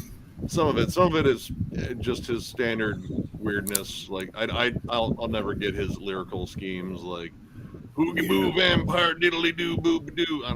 Whatever. Horror movies and like Still has 60s some horror shit movies. on 60 horror movies and sex. Yeah, even his movies are kind of hit or miss with me. Like it. True. Yeah, he dick rides fucking Texas Chainsaw Massacre like no one's business. He loves all that grindhouse stuff. I mean, they're all kind of like, I guess, fitting tributes to it, but it's kind of spotty with me. yeah. I mean, I agree. His best two movies, I think, were like House and the Thousand Corp. House of a Thousand Corpses and Devil Rejects were his two best. The third Devil's Rejects movie, what was it? Three from Hell. Yeah, that movie was god awful. I didn't even see that one. Like I thought, I thought Devil's Rejects was all right. Like a lot of shock factor kills and shit like that. I really wish his wife didn't star in every fucking movie because Yeah, I agree. yeah, But the she's movie that his brother Spider's directing looks pretty interesting. I saw a trailer for one that Spider was directing, and yeah, he and his brother definitely have a similar style. That's funny, man. I always forget about his brother. He's the one from Power Man 5000, right? Yeah. Yeah, Power Man, I think is. I always still forget around. about that. Yeah, he's still out there too. I'm pretty sure Power Man 5000 is still a thing. I want to say I bought an album of theirs out of curiosity that was slightly more recent. I was like, yeah, no, that sounds like Power Man 5000. yeah. Weren't they- The newest album, or not the new, I think the one that came out like the last one I got was a big tribute to David Bowie. I didn't get that one. I think they are still a band because they're They really They were here last year. They opened, and then it was Mudvayne and Rob Zombie. and Static X. Yeah, Yeah. I mean, I'm actually gonna go see Static X in April. Man, that I've heard the live performances have been pretty good with the current run. I mean, I already know who the front man is. I do too. It's It's that obvious. dope. it's gonna be. Yeah, it's gonna be.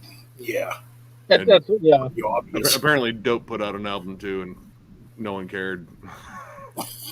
I haven't listened to Dope since probably '99 or 2000. Probably not missing much. I could imagine not. I don't know.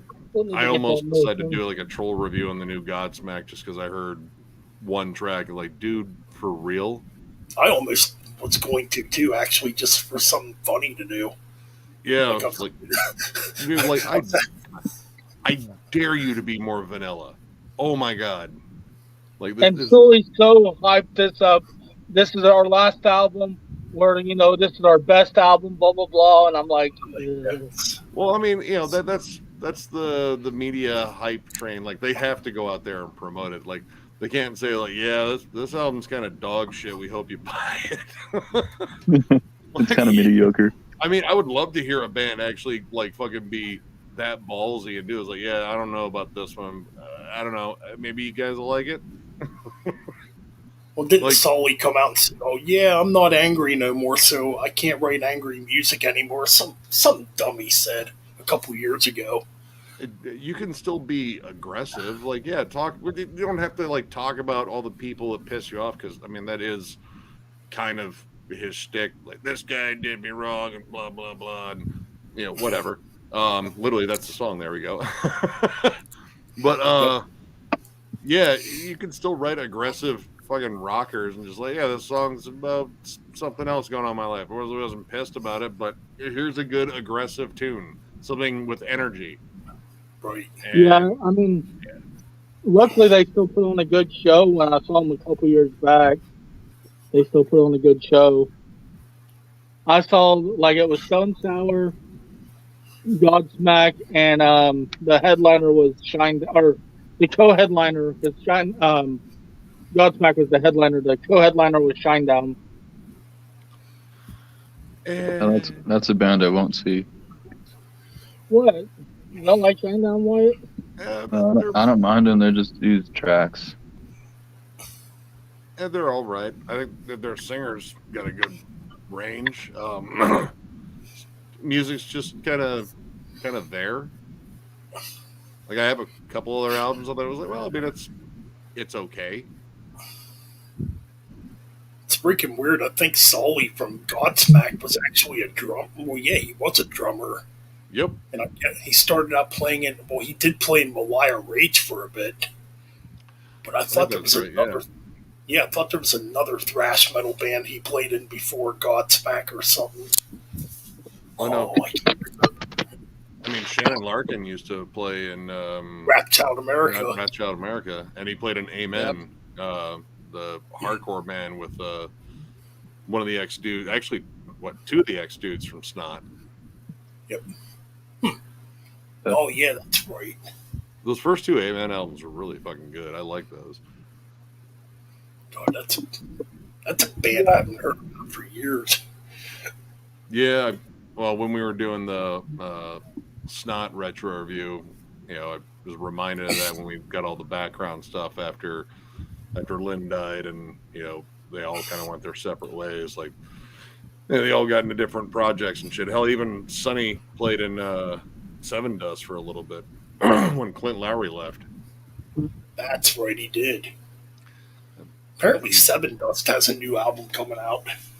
You know what? That band works fucking hard. I mean, I still like them too. Like, it's where there's a lot of stuff that they do that I generally bitch about with a lot of bands. Yeah. But I just like what they do. Like their sound overall is still really good. Lejean is still a hell of a fucking singer. Oh, he's a great vocalist, yeah. Oh, he's always been powerful. Plus, they have, Clint sings too, and so does Morgan, the drummer. I think the other guitarist, I can't, John? Is John maybe? I think he sings too. Might be right, yeah. So there's a lot of big, powerful vocal harmonies they do. So I mean, they know how to write a good chorus. They know how to write a good fucking hook. Yeah, I mean, musically, they never really changed or deviated from what they were. Yeah, it's just it's just when you hear about Seven Dust, you only ever hear about their first 2 or 3 albums. Yeah, I mean that first album, I bought it when it came out, and I did too. I had it on cassette tape. Yeah, dude, it's got a lot of good fucking ripping tracks on it. I really enjoy that album still. Yeah, I just kind of wish that's one album I did wish they would kind of I'm not too big on album remasters, but that one I think would benefit from it. Honestly, I like that one the way it is because it sounds different than all of the other ones. Because consistency is a big thing with Seven Dust in general, and that even kind of comes down to the production because their production is very similar, pretty much from Home all the way to I forget the name of the last one. We reviewed it. Blood and Stone. Yeah, the production's kind of the same. It's that kind of slick, modern production. At least with the first one, it sounds different because it was a little bit more raw and a little bit more analog sounding, even though it has loads of fucking effects and such on it. But I like the way that one sounds because it stands out. Yep. In fact, good on them. I'll check it out. I've checked out every fucking Seven Dust album. I think the only one I don't have is the newest one, and that's just because I forgot to order it. Yeah, that's the only one I don't have. Yeah, that's a band you pretty much know what you're gonna get. Yeah, I mean, nothing wrong with that. There's a lot of bands like that. Levi sent me 2 fucking Blood Red Throne albums that I was missing. And man, I gotta check that band out. Speaking of that, I was just listening to his interview earlier that or yeah, I guess Levi interviewed one of the members of Blood Red Yeah, you Throne. get the singer, I think. Yeah, Blood Red Throne. Excuse me. Yeah, Yeah, honestly, I mean, if you like Cannibal Corpse, I mean, they're Norwegian Cannibal Corpse essentially. Which band is that? Blood Red if I had, Throne. yeah, Blood Oh, go Red. ahead. Yeah. No, I'm just saying, man. If I had a chance to interview a band, I'd probably be nervous doing the first one. I still like don't know what I'm doing there. Like, I mean, I talk to people, I have conversations. It's not usually like a lot of pointed questions and shit. Like, I mean, honestly, like Jeff, he's got it down. Like, he knows how to make it a conversation and an interview, get to pointed subjects and such. And Oh yeah, he should have done that. I think Jeff should have done that years ago. After seeing what he's done, he's just so damn good at it. yeah, You know. he's a good conversationist. I mean, the man can talk. Oh yeah. I wonder what he's up to. Anyways, I haven't really heard much from him. He got a hold of me on Saturday night, but I couldn't make it because I ended up hanging out with some buddies I hadn't seen in a while, and we may or may not have done mushrooms. But yeah. Oh yeah, it was. I think it was a Satyr Slay. Yeah, I was in one. there. I tried.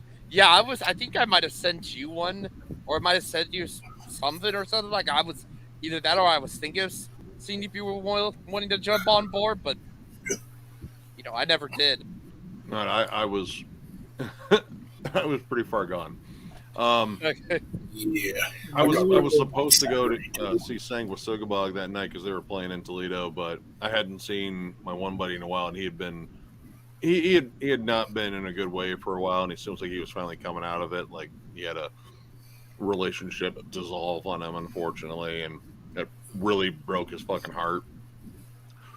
But he's been burying himself in work and music, and it seems like he's starting to come out again. So That's good. That's good. it was good hanging out again. Just sitting around fucking giggling and fucking laughing at shit.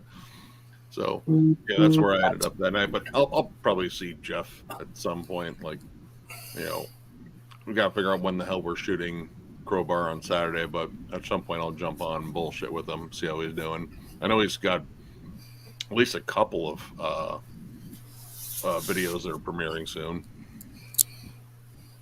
nice. I mean, I know I started doing videos on my channel again. Yeah, I saw that, dude. Keep doing it. I mean, yeah, I kind of get. I got to break that habit of getting frustrated when the views aren't the greatest, but Yeah. it's something to work on. I'm not Yeah. perfect either. But yeah, I've been trying to do stuff on my channel again. I mean, That's good. I mean, a lot of this is trial and error. Like you figure out what works, and you keep learning. Like I started using hashtags more, tagging videos like in the tag box, like anything I could think of that's relevant. yep. And I noticed that because they pop up a lot more often. Like Nick, I see a lot more of your videos in my rotation, a lot more because of that. I mean, we Wait, crank out a lot. my videos are Clint's video. Or, oh, I'm sorry, my videos are Nick's videos. I was talking about Nick's because of like how he was talking about like the quotation marks and stuff. I've seen his rotating through a lot of my stuff. I mean, we do like 4 reviews a weekend. What Like, kind of That music might be are? why. What kind of music are the Wrathchild America band? Thrash metal. That's a weird one. They're like thrash metal. I never knew what to call Rap Child America because they have like thrash metal, traditional heavy metal, jazz fusion, a little bit of progressive stuff going on. They're kind of all over the map. I only own 3D, but I think that album is awesome. Like, Oh, that is the a writing good on album. there, it's honestly pretty fucking unique. It They're is. heavy metal, thrash metal, power metal, technical death metal. I mean, they jump around. Yep. You can get a lot of interesting genre flips in Send one me song. some stuff like that, Ryan. Send me links to stuff like that because I'd like to hear something like that. Oh my God, Rap I'm Child not- America's interesting. Yeah, I'm just now putting tags onto this video and see how well that can work. Well, I'm I mean, saying- I don't have I mean, any that's luck what with. you keep doing. I put tags in my videos. I mean, some of them work, some of them don't. It is what it is. I mean, how are the shorts working out for you? I haven't even tried doing a short yet. Oh, his short. Well, I've seen some of his shorts. It's they- pretty good. They were getting a lot of views. There you go. I mean- well, it's like maybe I shouldn't actually do this because maybe it seems like I'm cheating to get views. Well, no, I mean, it's still you. It's still you're, doing stuff. I mean, it's just a different sort of algorithm. Like that kind of goes more towards like the Instagram, TikTok, sort of like just short form stuff. Yeah. I mean, Yeah, Now I know. there is a market for people who want to see those, though. So Oh yeah, no, there is. I oh think yeah. Metal Meltdown's been doing more on just like like quick little snippets, and seems like it's working out for him. I generally just like doing the long form stuff, even though it's a pain in the dick to edit it down. yeah, it's. Yeah, very true. I mean, Yep. what was I going to say? Oh, yes. Actually, it was Metal Meltdown Injected kind of gave me inspiration to try to do shorts.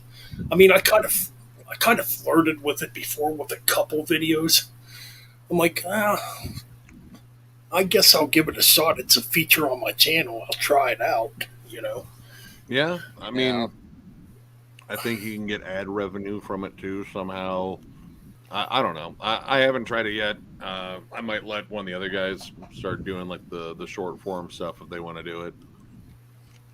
But I'm just waiting for one of my famous Yeah, haters. we Oh, he's just doing that to get views. Yeah, but then you also realize on my channel I got Lovro who does those kind of the abridged retrospectives, and sometimes those can easily work as something like short-based content, essentially. Because Right, especially exactly. he did Overkill in what 10 minutes. He just went Yeah. over there, which was Oh, like you're- yeah. Oh, Lovro. you're talking about that guy. I don't know how the fuck he pulled that off. Yeah, it's Doing Overkill's full discography in what? How many 10 minutes? minutes. 10 minutes. I don't know how he 19 did. albums. Yeah, they have 20 albums now. So Well, I think the 20th will be coming out this year. Same Yeah, day. 19 albums, and he Yep, did it. same day- He talked same about day- them all in 10 minutes. It's crazy. Yep. Same day the new Metallica's coming out.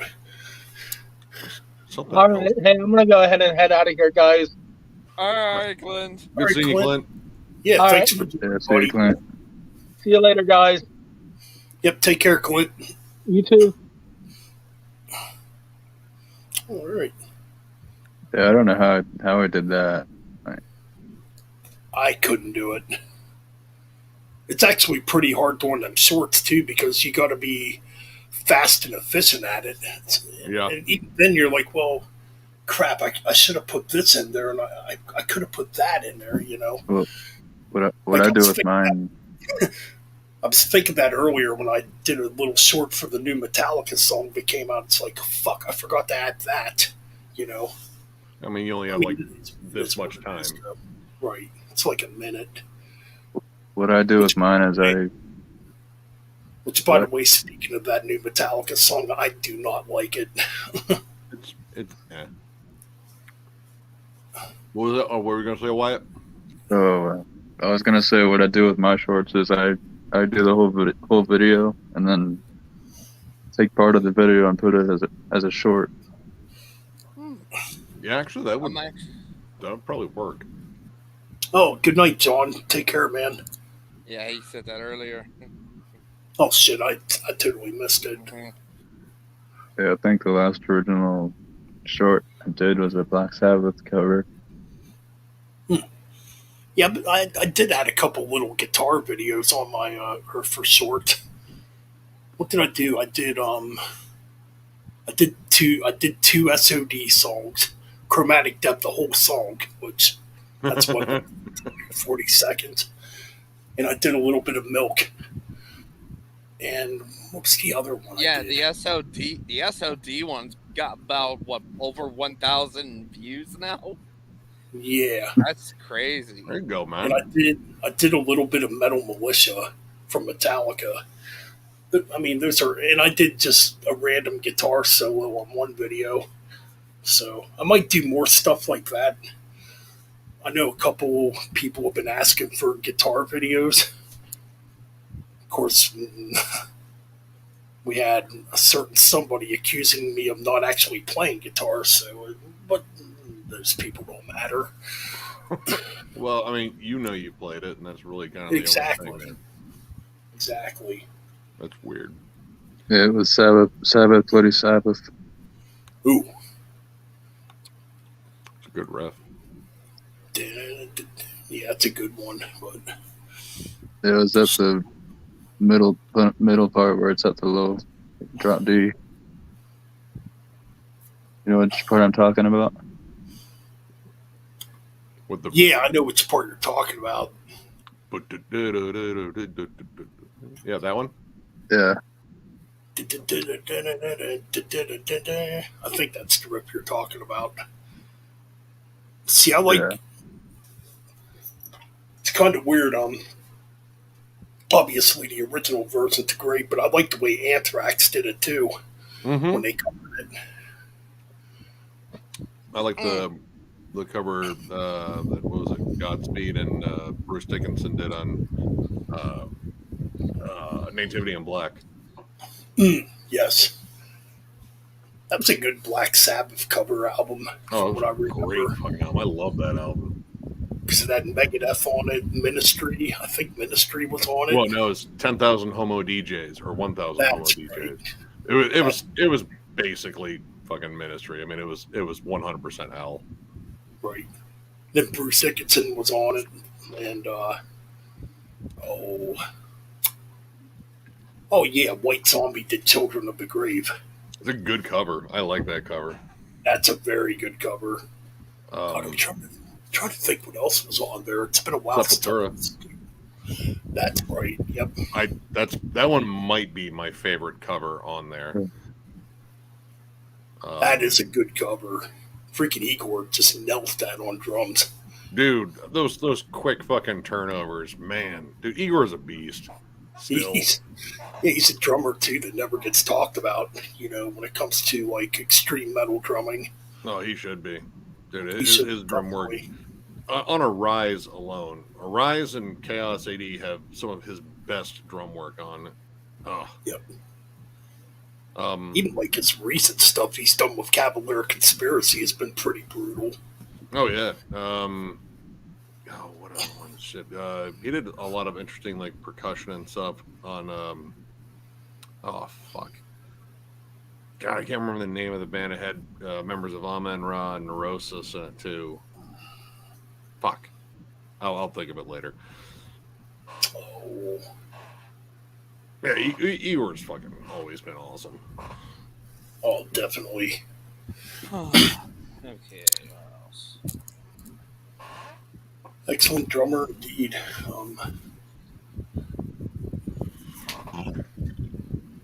Excuse me.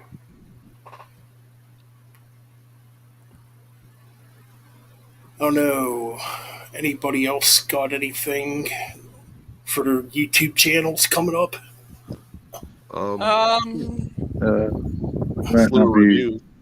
Might not be on YouTube for a while because they got a couple strikes.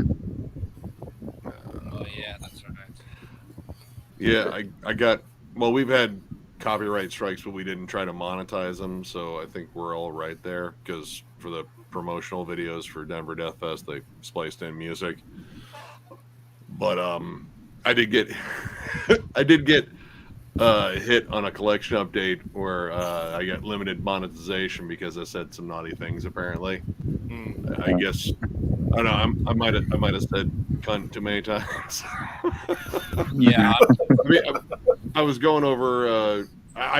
If I was to peg one moment where I think it might have been when I was talking about Putrid Pile, which I mean, it's got fucking gory song titles and they're kind of sexually explicit. So like, well, I mean, I gotta say which fucking song. I don't want to fucking puss out here.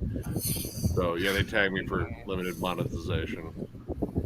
I'm still trying to figure out what video they got me for. They got me for hate speech on a video, and I cannot think for my life what video they got me for. Is it I the mean, baby this metal one? maybe no, that video. I did that video on my old channel. I'm not Oh tagged God, for I anything can't like remember. that. That's the first time I've ever been tagged for language. You know, because I mean, I cuss like a fucking sailor, but you know, I've watched a lot of videos in terms of like tricking the bot to pick it up. Like, don't Yeah, swear within the first 8 to 15 seconds, otherwise it's like instantly fucking flagged. But Yeah. you just kind of pepper it in. You're not saying fuck all the time, which is still difficult for me because I like to say fuck. yeah. But yeah, as long as as long as you don't like anything remotely like hate speechy, obviously that's not gonna happen with me. But you got to watch the the sexual terminology. I think like I might have said Yeah. dick riding. That might have been one of the things. I don't know. I don't know. They tagged me. It's only been once, and it's whatever. All right. I just just be a little bit careful. I won't say cunt as much, even though I like that word. Well, mine were like a couple of Kiss videos, like full Oh, concerts and Yeah. stuff. Anything where you're doing like a major fucking band, like yeah, there are bots like people that try to fucking do anything Beatles related, instantly fucking tagged. pretty much. The bigger the band, the more likely you are to get sniped. But what's funny is I'm in a Facebook group called Sync Army, and I guess he's mad because people are saying he's lip syncing.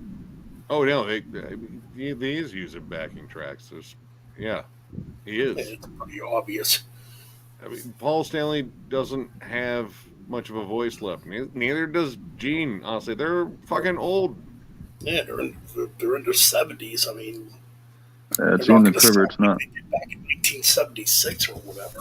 Yeah, you don't. You got a short shelf life in terms of like being like a top performance of vocals. Like sometimes you get the freaks in nature, like dude from Satan can still fucking really sing, even though he dropped down a little bit, which is good. That's healthy. That means he can keep going. He's not pushing as hard. Claude's Joey Main, Belladonna. Scorpion. Oh yeah, Scorpions, Claude's Main. Even though they've dropped down too. Um, fuck. Dude from Flotsam Jetsam, Eric AK. Oh, Eric A.K. Adams. Yeah, Right. he's still Yeah. really fucking good. Oh yes. Dave Apparently they're Mustaine. working on. Hmm. And his Halford? voice is. Yeah, Yeah. Halford. Still Mustaine, sound. he sounded better than the last time I saw him, which was, oh man, that was not good. Like he couldn't project at all. Was it after his? It was Issues. after, it was after his, throat surgery. He was still recovering, but he was quick to get out on the road, and I was like, hey, maybe you should have waited, because it really wasn't. I mean, musically, of course, it was top notch. They were playing their asses off, but man, when it came down to like any sort of like big choruses, so like, well, we'll just let Kiko and the bassist kind of handle the bulk of this. Oh man, I'm trying to think. Oh, the names in the back of. Oh yeah, recently I guess the Who. Yeah, the Who was playing a concert somewhere, and I just saw this on YouTube yesterday actually, and I guess Roger Daltrey actually ended the set himself because he literally told the audience, "I can't go on no more." I mean, Pulled a Vince Neil on him. well, I mean, Well- Roger, well, at least no, Vince wouldn't even. Well, he would do that at a fucking fair. I don't think he actually said what I said. I think he just said, "I'm done," and then ended the show. Well, I mean, if you can't do it and you don't want to do it, I mean, Yeah. well, I mean, the guy's going to be 80 years old here, or he Yeah. might have already turned 80. God, actually, I want to see now. Man, Roger, I mean, he's got nothing to prove, man. He's a No. fucking legend. Right, exactly. I Back in the day, they were great. I think he does turn He's 80. 79. So, Yeah, I know he turned. I guess his birthday was already happened, so he turned 79 this year. Today. Today, wow! Holy shit! was I right about me? No, today is legit his. Well, yesterday was his birthday. Oh, you're on the East Coast. I'm on the West Coast. Yeah. So, well, today for Wyatt, but yeah, it's his birthday, or it was his birthday yesterday for us. He turned 79. Oh, okay, 79. I'm thinking Roger Waters. Roger Waters is going to turn 80 in September, I think. Yeah, I mean Roger Waters. I mean he was. I mean he was a decent singer. You know, Yeah, I've never thought of him as like a great singer. Like honestly, when it came down to the best vocals in Pink Floyd, it was David Gilmour. I would agree. He was He had definitely a better that vocalist. just soft, breathy, but very passionate vocal. And you know, like I don't know, everything he said, no matter how dark it was, just sounded soothing. I would agree. It's still one of the best guitar players ever. Oh, dude, in terms of a guy putting all the feel in the world into Yeah, a lead, yeah, that's him. like his guitar solos still give me chills when I listen to them. Like on Echoes or Time, when I hear them, I'm like, damn. Yeah, It still Well, hits me. I mean, even though I've heard them a million times, it still hits me. almost every single moment on Animals, Ooh, yes. yeah, jaw dropping. Well, even that solo album he did, I think he did, yeah, he did that solo album right after Animals came. Well, I think it came out in '78. I don't think I Oh, have that one. can't remember. I think it might have just been called David Gilmour. Like, Hmm. it had a lot of Yeah, really good guitar solos. Yeah, I mean, that Comfortably Numb solo was probably one of yeah, my favorites. I That's mean, another great one. dude's a fucking legend. Yep. But yeah, when it comes to like putting emotion behind a guitar, he's definitely the master of doing it. Between Yeah, that and I'd say Michael Schenker and Ole John Roth come very close. I would definitely say that. Uli John Roth has a you can barely even tell he's playing. As long as he doesn't sing. Yeah, that's true. He's not the greatest vocalist. No, no, unfortunately he's not. But man, he's a hell of a player. Yep, definitely. Yeah, Taken by Force is probably one of my favorite Scorpions albums. Actually, it is. Oh man, that one's up there, man. In Trance is also really good. I like that earlier stuff. Yeah, I'd say probably In Trance is my favorite from that early period. Actually, that's probably like in general my favorite Scorpions album. Even though Taken by Force is not far behind, that's Yeah. another excellent album. When he got She's a man, Sailed he is with a Chair woman. on. No, that's a masterpiece. Sales of Charon, yeah. Dude, those fucking riffs on that song are just fucking great. Yep. I mean, when you have Testament cover one of your songs, It's kind of like if I just think to myself like if the Scorpions, obviously they wouldn't have become probably as big as they became. But if they would have, or if only John Roth would have stayed in the band and they never would have went in that more commercial direction, would they still be here today? Is what I wonder. Which I think they would be. I mean, obviously they probably wouldn't be as big. They hit that sound pretty much at the right time, like right at the peak MTV generation. They cranked out some pretty memorable, albeit kind of cheesy videos. But Oh, definitely. yeah, they seized that fucking moment.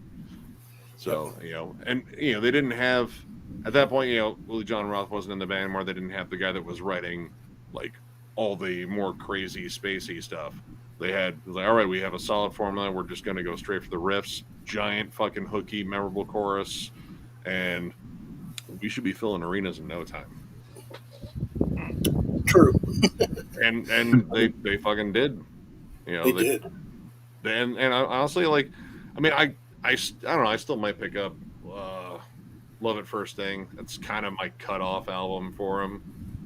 I don't have that one. Like Blackout, I like. Blackout's pretty solid album. Oh yeah. Yeah, China White. China White, my favorite. is a fucking awesome song. I got almost all their albums. I mean, I'm trying to think what I do have some of those albums, like Savage Amusement, Crazy World, which a lot of people probably wouldn't care for. I mean, they're definitely commercial. I mean, once it gets into Crazy World, then it's commercial. Well, Crazy World has fucking Winds of Change on it, right? Yeah, that's a very commercial album. Oh, that song was a stupid huge fucking hit for him though. Like it was. I mean, that song was fucking everywhere. That and Send Me an Angel probably. Yeah, that was a pretty big hit back in the day, I remember. Not as big as Wind to Change, but, I mean, that was, I would say, about, like, commercial peak with that song. That was, honestly, that might have been one of their biggest singles ever. I mean, this collection update actually features some non-metal stuff, so I got to talk about, like, huge albums from non-metal bands that, the singles were great, but some of the rest of it was kind of uneven, like Dire Straits' Brothers in Arms.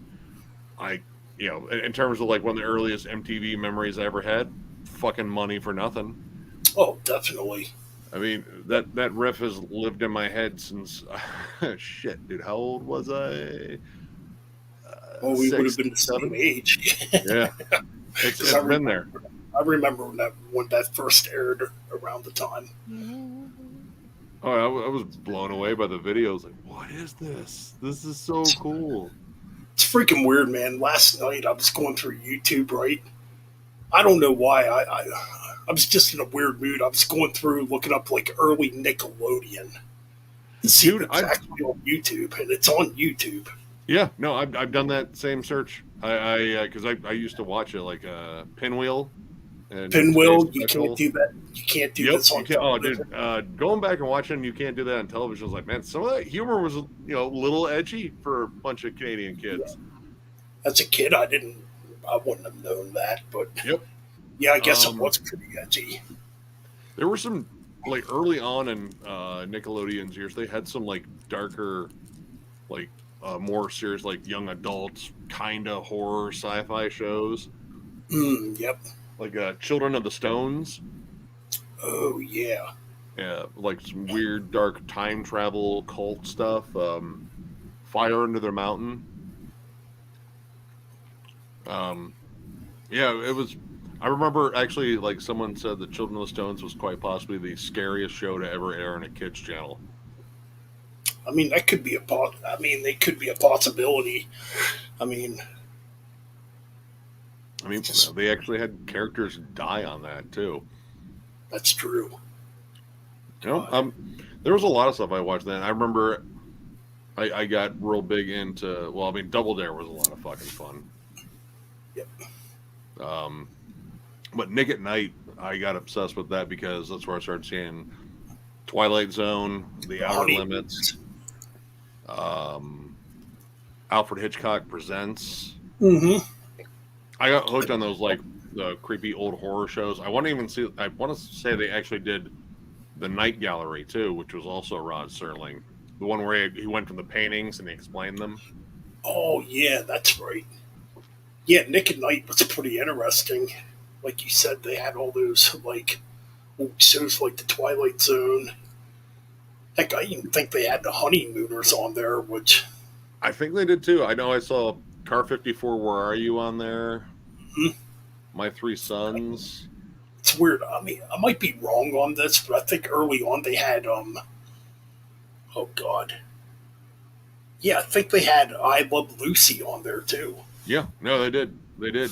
Okay, The Dick Van Dyke Show. that's right. Yeah. Oh yeah, and they also actually it was my first experience watching sketch comedy because they used to run early SNL, like back in the '80s cast. Dan Aykroyd, Bill Murray, Eddie Murphy, all the classics, and Right. also SCTV, which was like the Canadian version, which I fucking still love that show. Eugene Levy and fucking John Candy, Rick Moranis. Yes. Well, it's kind of weird because as a kid, I didn't realize like a lot of those shows were Canadian shows. As a kid, I didn't know Yep. that.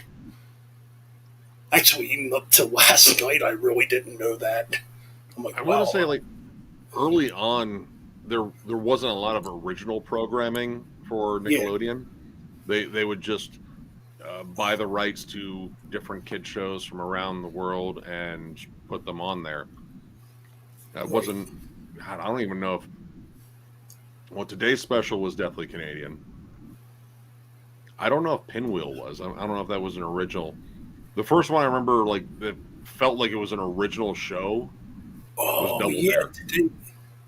Okay, yeah, you're right. Today's special, okay, yeah, Yeah, with the that was mannequin. yep. Because wasn't that connected with Pinwheel? If I'm right. I don't know. It might have been the same production company, but I don't think they ever Yeah. like overlapped characters.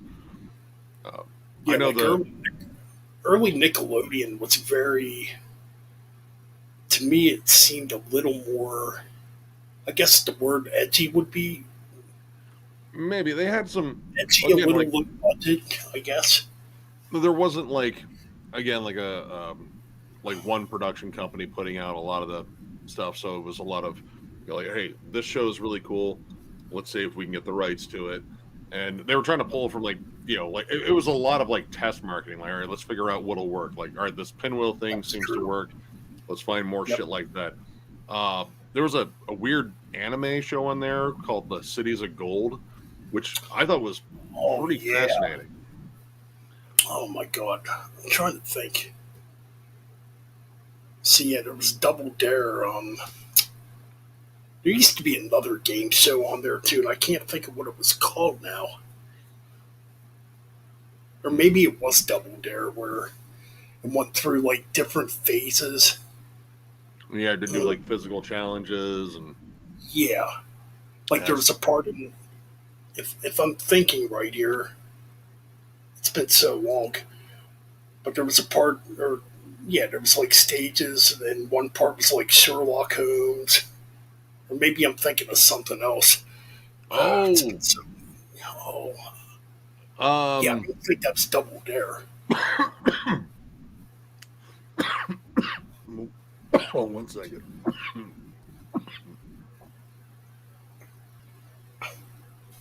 Oh, that's all right, Nick. Take your time. I got to get pissed quick.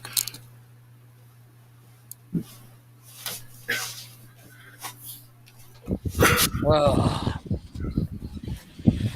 You okay, Ryan? yeah, I'm just doing a little, just chilling and maybe planning out other videos, especially some rankings since I'm getting back into doing rankings again. Yeah, I saw you're thinking about doing some Godsmack or something. Yeah, that's what I was thinking of doing. Yeah, because we've been doing Rat Child America, and the drummer in Rat Child America had been in. I don't know if he is still in Godsmack or not. But, Yes, He is. all right, yeah. So I was thinking of doing them. he was actually in Candlebox briefly too, back in the '90s. Yeah, Candyman. Kendall Box. No. All right, I'm back. I was trying to think of the other shows. David the Gnome. That was another one I don't think that was an original either.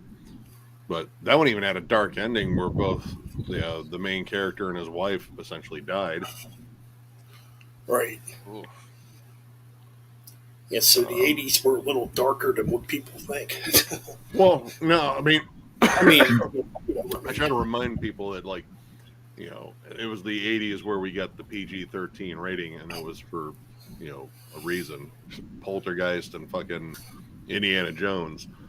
yep. They needed the, incremental step because kids were fucking getting taken to theaters to see stuff that they probably shouldn't be seeing just yet because Oh, it's a lot man. of process. Then there was that Dustin Hoffman movie that came out on, oh, jeez, what the hell was it called? God, it's been so damn long. It had a In the 80s? PG rating. Which one is it? In the 80s? I think it came out in 79, actually. It had a PG rating, but there was a scene in the movie where there was a chick in the movie that was totally nude. God, I can't think of the name of the movie right now. Oh. The Graduate? No. Let's see if I can. Well, no, that'd be in the 60s because that was Anne Bancroft. Let's see here if I can find it too. Let's see, Dustin Hoffman. Like, I remember the movie, but the name's like slipping my head. Let's see here. Okay. Oh, damn, he's 85 years old. Holy shit. Yeah. Still alive. Okay, film Oliver. Okay, let's see here. Kramer versus Kramer. That's the movie I'm thinking of. Oh, yeah. God, that was a big movie.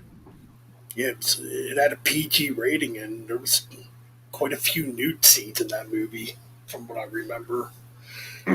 There wasn't, like, again, that step in between. It went, straight. It was G, PG, and then R. Well, Yeah. and then X if you're watching, like, something semi-pornographic. Right. But, I mean, Yeah, because actually, sometimes they did X for violence, too. that's a good point. They did. Yeah, because I don't think PG-13 came around till maybe 85 or 86. I think that's about right. I think, actually, it was after Poltergeist and Indiana Jones. Those were the two that really sparked that because Poltergeist was only rated PG. And Right. seeing a dude rip his fucking face off in the bathroom. Oh, yeah. Yeah. I want to say there were a fair amount of parents going like, yeah, we took our kids to see this PG movie, and now they never want to sleep again. Thank you. Yeah, that was a pretty wicked movie for that time, I Oh, guess. it was a fucking great movie. I love that movie. God, it's classic. Especially that part. That part's it's pretty iconic. Yeah, but that was definitely a big change. But I mean, I was watching rated R movies pretty early on anyway. Me But too. yeah, I mean, I'm pretty sure for people that have grown up in an era like like 2000s on, they're in 20s, like they're probably used to seeing like, oh yeah, it gives you like the rating and why it's rated that all up in the fucking corners. Like, no, we didn't have that. We just had to guess. Yep, pretty much. PG could have meant anything. Exactly. Yep. It was a fucking Wild West out there, man. And it was great being a kid back in the 80s. It was pretty fun. I mean, some of the toys were really fucking cool. Oh, we had a lot of good shows. toys. I mean, oh yeah. I mean, the TV shows. Holy crap! I used to watch the shit out of Transformers like that. That was my fucking jam. Transformers, Voltron, Thundercats, obviously. Just so much.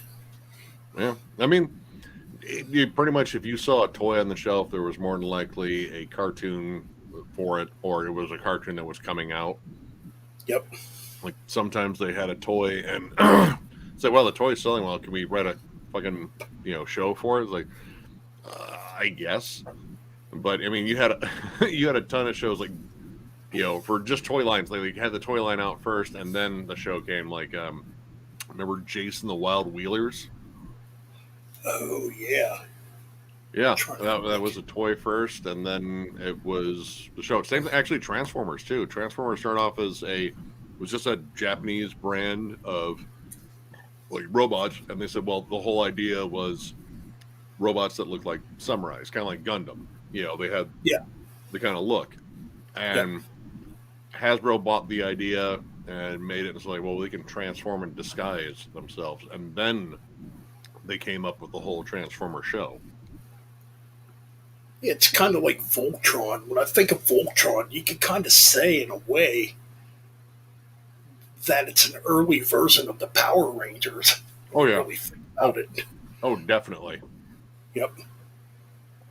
I mean, because they had like the similar colors when it comes to the uniforms, And they all had to assemble to form the one big weapon.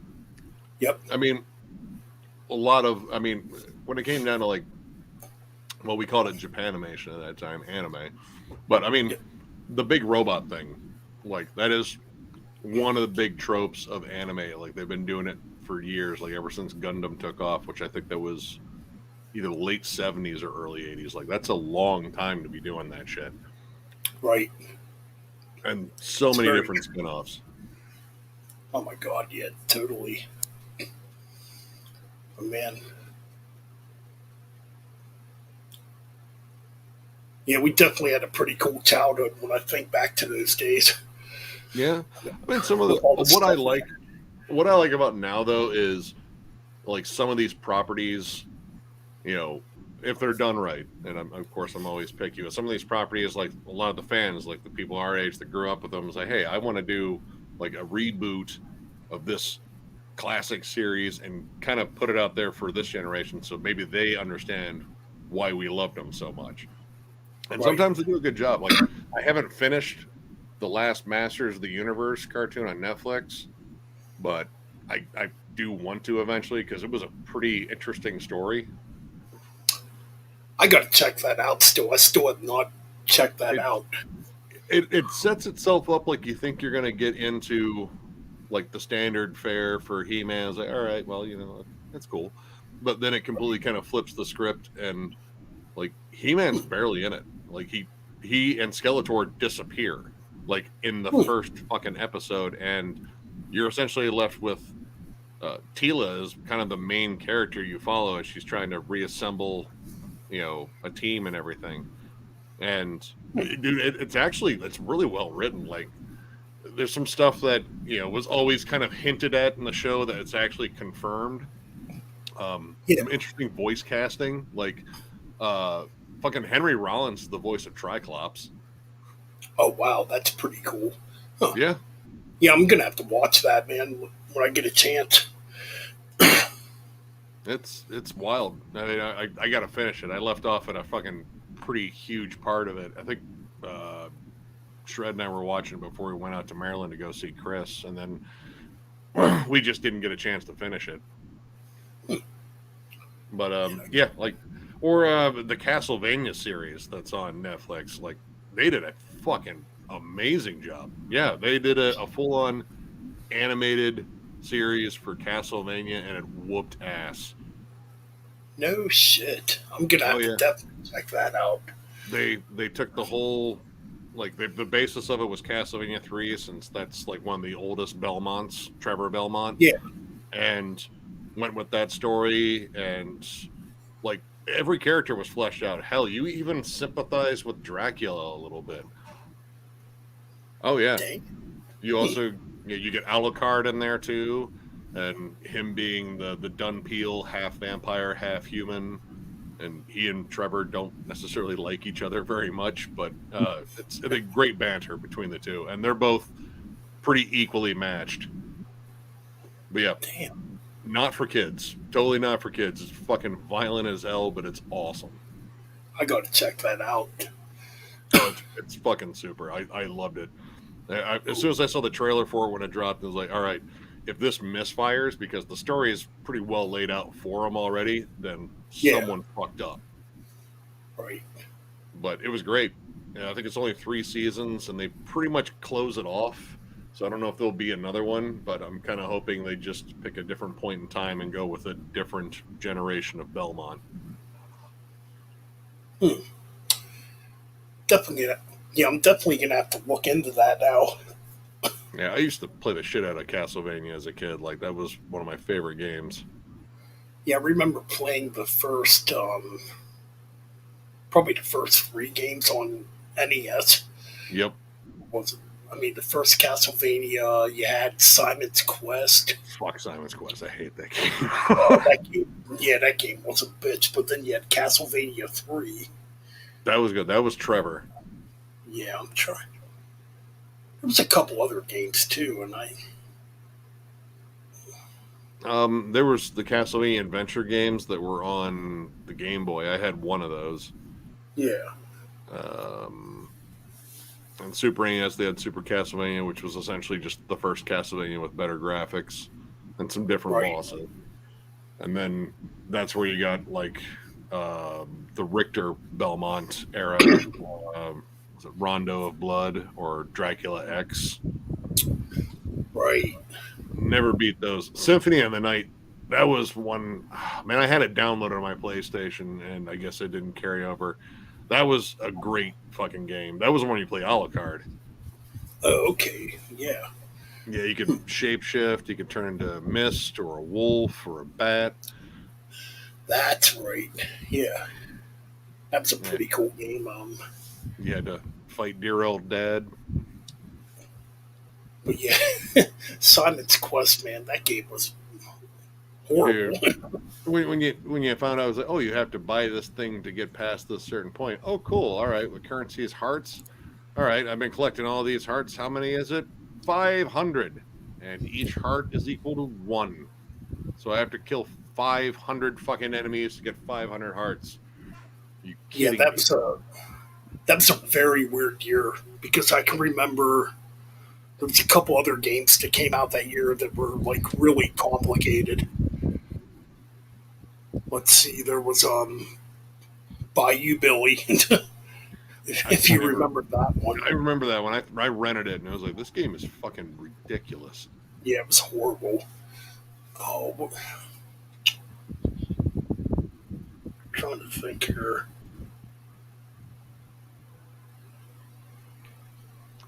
I mean, I had the Oh second yeah, Legend of Zelda. That was a big change from the first one. Like, yeah, it was that was a definitely. hard fucking game. Yeah, Zelda 2 was pretty complicated. The Super Mario 2 that came out that year was basically a Japanese game originally It was because I forget the name of it, but yeah, they just slapped Mario on it. I forget what the Japanese version was called off the top of my head, but they Sure, thought that they thought there was another Super Mario 2 that only got released in Japan because they thought it would be too hard for the American market. well, they also thought it was too similar to the first one, and they wanted to take a big risk and try something completely different. Because you can Right. play that game on Super Mario Brothers All Stars. It's Yep, just called the yep. Lost Levels. That That's was right. what was going to be Mario 2. I like Mario 2. Mario 2 is a fun fucking game. It's I different. like it too. Yep, I always enjoyed it. There was another game that came out too. That was it called Master Blaster? Another game Dude, that's that game was super. fucking fun. Hard, Yeah, but fun. yeah. So yeah, there was some interesting games. What's up, Speed King? Your, your kids are huge Mario fans. I think everyone loves fucking Mario. I don't know if there's anyone out there that's played games that's like, I hate Mario. It's like, no, Mario's awesome. I like Mario, but I'm not the biggest Mario fan. I'm more of, if anything from Nintendo that I really, really love, it'd probably be Legend of Zelda. I think Legend of Zelda's fun too. Fun Yeah, game. dude. Yeah, Mario was the first fucking platformer. Like that's the one that everyone's like, well, all right, here's the formula. We need a mascot. We need him to jump around on things. Mhm. You didn't know Yeah, have a mustache too. Yep. And we'll give him yeah, a little Zelda brother. was a cool game. There's Ninja Gaiden. I used to play a lot of Ninja Gaiden on Ninja NES. Gaiden. Ninja That game Gaiden, was yeah. hard, The first one was really hard. dude. I don't think I ever beat it. I don't know if I ever beat the first one. I don't think I did either. Dude, That's a funny. I remember playing that game back in the day with my friends, and we'd all be swearing at the TV. well, there's the respawning enemies. Like you go to jump and jump back, and then you have to jump, and then oh look, there's a fucking enemy right there. And every time you get hit, you like you bounce off of them. It's like, well, I'm fucking dead. That's great.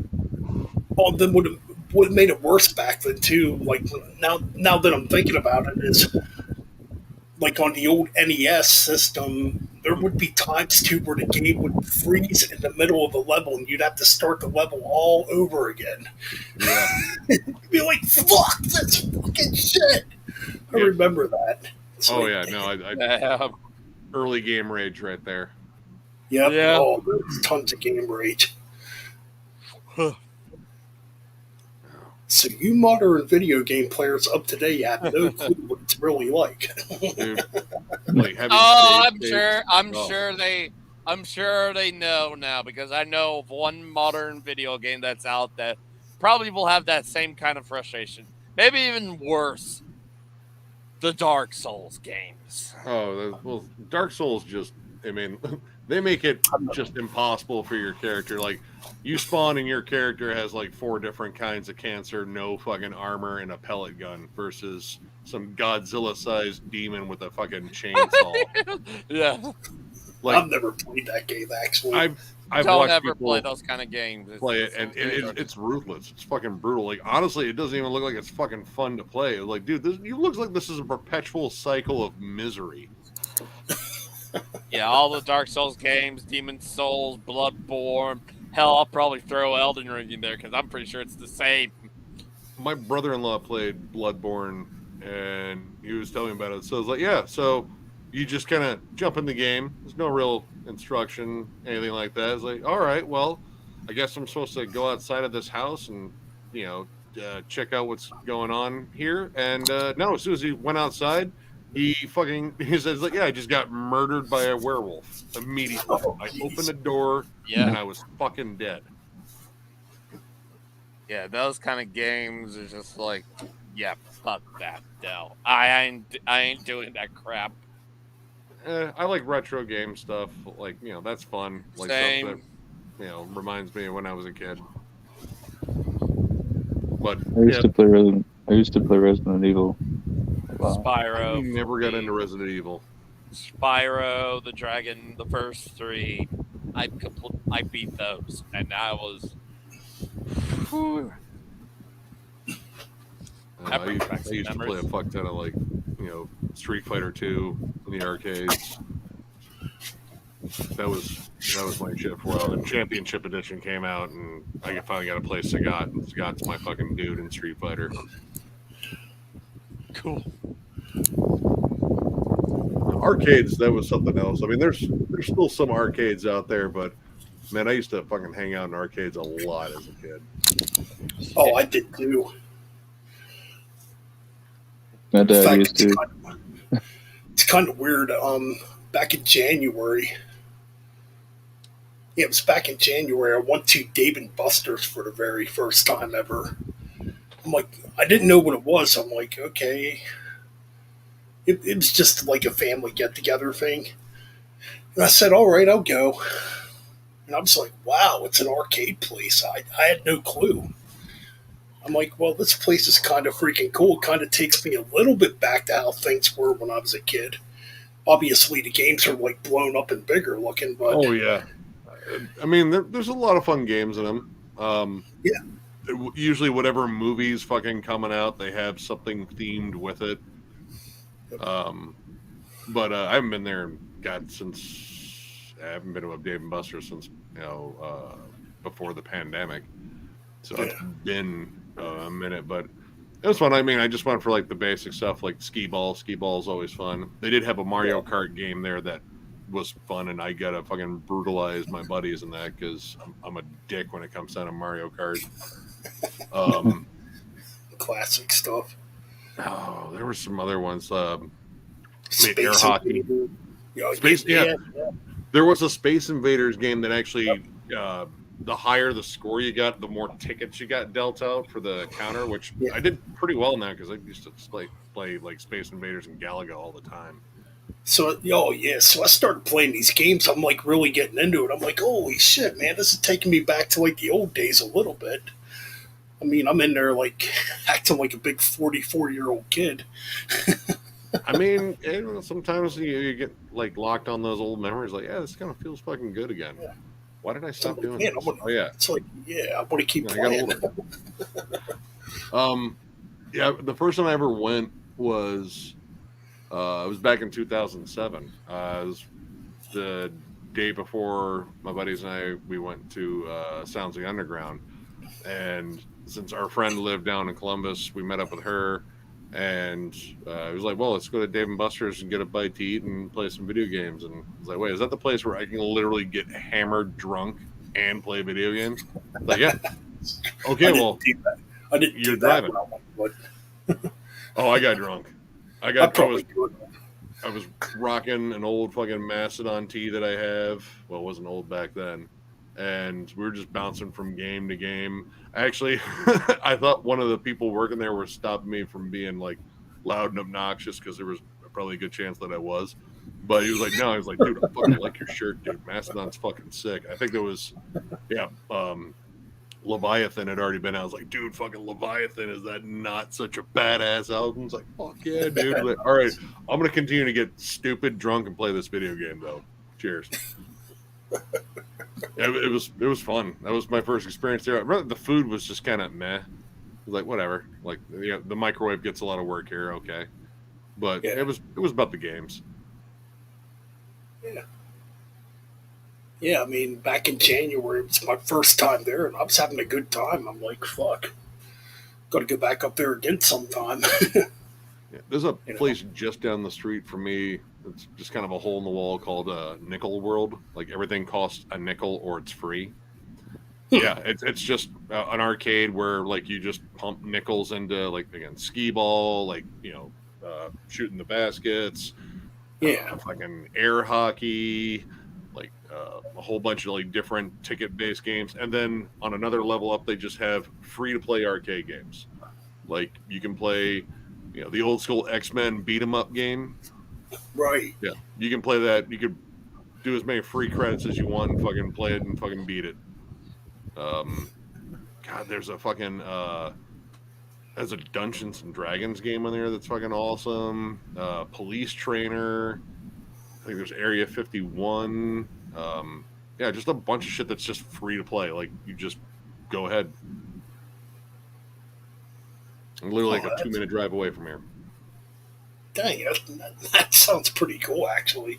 Yeah, I mean, it's definitely kind of rinky-dink and small, and you've got to deal with, like, generally kids running around screaming with a handful of tickets, like, ah! I'm like, Mommy, I want to use my ticket. Like, go. They're over at the guy at the desk. Go scream at him. I don't work here.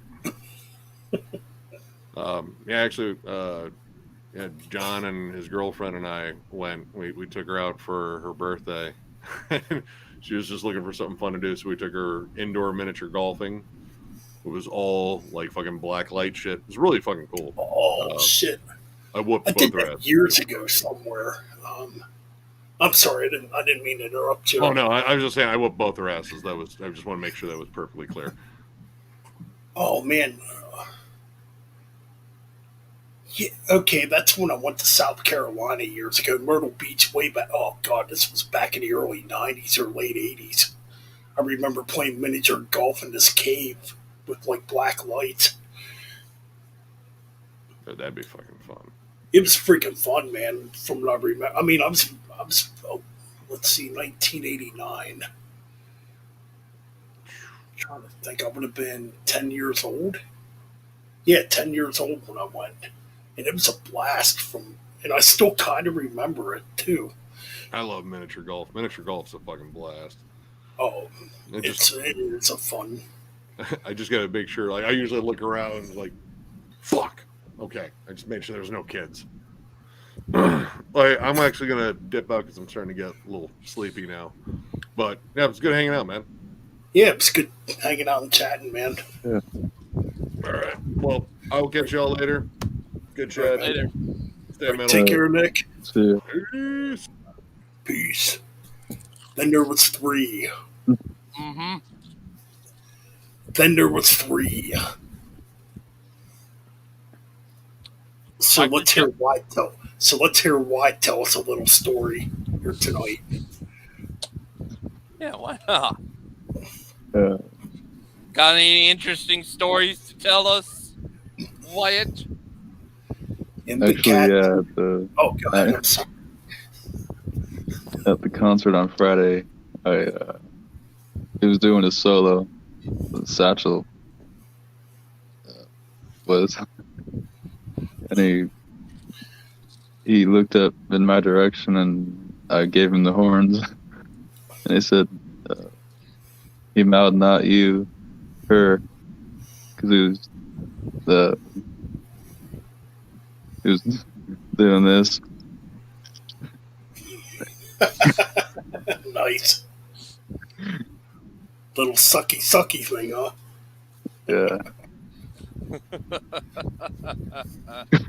Now I was just gonna say White's gonna tell us the story about and the cat's in the cradle and the silver spoon. Oh, yeah. The man in the moon. Probably fucked that up, but yeah, pretty cool to do a stream like this again. It's been how long's it been? About a month, not a month, but Yeah. I guess it's been I guess it's been a little too long, right? A little longer than normal. Well, I guess we're gonna have to start doing this on a weekly basis for now on again. A live stream like this. Mm-hmm. Pretty fun doing this again. It feels good doing this again. Yep. And we're almost at the 3 hour. Holy crap! Doesn't Yeah, we're feel almost like at 3 hours. Yeah, Don't even almost. feel like. Yeah, it doesn't even feel like we've been live that long. It's pretty. That's even fucking better. So.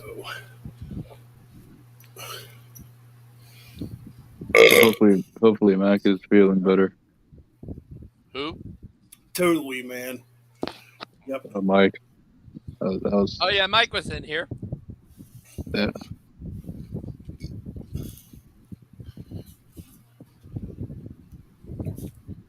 He did Yes, figure sir. out the mic. Yeah, me mental Mike was in here earlier, and he figured out the mic situation. Too bad he only got to be on it for a little while before leaving. Yeah. We got it figured out though. It's all good. Yep. Just all good. It's just all good to have us all back on the show doing this.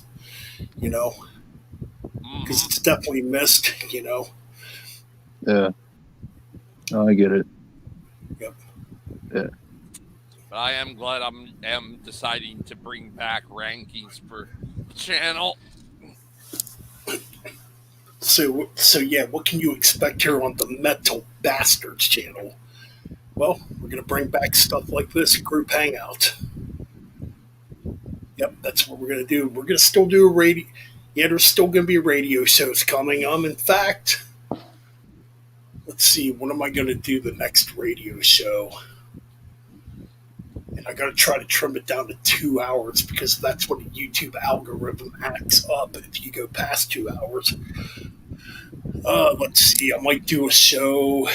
Let's see, maybe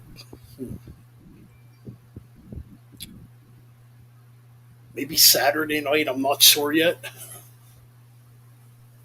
So there could be a radio show coming. And we're just going to keep on being metal bastards. That's what we're going to do here on the Metal Bastards Hangout podcast. Yep. because we're a bunch of fucking sick bastards. But anyways, nah, it's been fun, man, to get back in touch with this. It doesn't fucking matter about the views tonight. What matters is we still do this. You know, that's the attitude I got to work on having going forward. Yep. Don't let the Yeah. fucking views get to you. Don't let the bullshit get to you. Don't let the trolls. Yeah, you know. You're right about that, though. Yeah, that's a good point right there, Wyatt. Very good point. Don't let. Oh, Yeah, here's don't let- something. Here's something interesting I want to mention. Guess Go who I ahead. talked? Guess who I talked to recently? Take a Who'd you guess. talk? Jacob Burke. Oh yeah, I'm still friends with him. I talked to him. I saw like a post on. I saw he posted something about you, Ben. And Talk to who? Jacob Burke. What do you say about me? Um. I'm just gonna let Ryan. I'm not gonna get All involved. right. Let me eat a pretzel and some tips. I saw a post where he had said he has said where your content was starting to feel not the same. You know, it's not involving all of this. It was involving the Metal Beds Chronicles stuff. Saw that. I ended up reacting to it with the shock face. And I think I eventually messaged him about it and told him certain things had been happening since he had left. Obviously, the anger issues and all that stuff. And mentioned that a lot of us, you know, me, Middle Mike, Xavier, Necrotic Nick, Damien, and Janelle have been trying to help calm you down and stuff like that. It just went into that kind of conversation that I messaged him about that. And like, yeah, some things have happened pretty much. Yeah. And then one more other thing. He did say that you accused him of being one of those that made troll accounts. I can now confirm he is not one of those people. Okay. I mean, that's fine. Whatever. I mean, Yeah, he hasn't been that way since whenever he did it last. That's good. I mean, that's good. I mean, yeah, maybe the content had. I mean, yeah, maybe the content is like kind of the same thing. Yeah, but it's just like it's something I know it's something you like Yeah. doing, and I do the same thing because I like putting out that kind of content, and people like that, and they see the passion I have in some of that stuff, that maybe they might like it as well. If they don't, that's fine with them. You know, it's just that it's content that I like doing as well. You know, the rankings, the retrospectives, the deep dives, all that stuff, the random reviews, and all that stuff. You know, it's something I love doing. Totally. But the thing is when he hasn't been talking to me. Like, what did I do? I don't know, man. I mean, he has been trying to distance himself from metal and stuff like that. So he's now listening to metal and stuff like that. So that's probably he distanced himself from all of his friends and stuff like that. He's distanced himself from you, Ben. He's probably distanced himself from you, Wyatt. You know, I'm the first. He has always been open with me and stuff like that. So it's kind of a neutral thing between me and him. You know, it's kind of on that neutral grounds where I can still kind of talk to him and stuff like that. Like, I mean, he was on the channel. He was on Damage He was in Damage Incorporated for a bit. I think we brought him on just for an editor or something like that, and then he eventually left and all that stuff. And I'm like, okay, fine. If you don't want to be here, that's completely fine, you know. And we talk every so often, stuff like that. But I did reach out to him last night about all that stuff with you, Ben, and we just kind of started talking and stuff like that. That's cool, man. I get it. Well, it's kind of like I told you earlier. Like I feel like metal's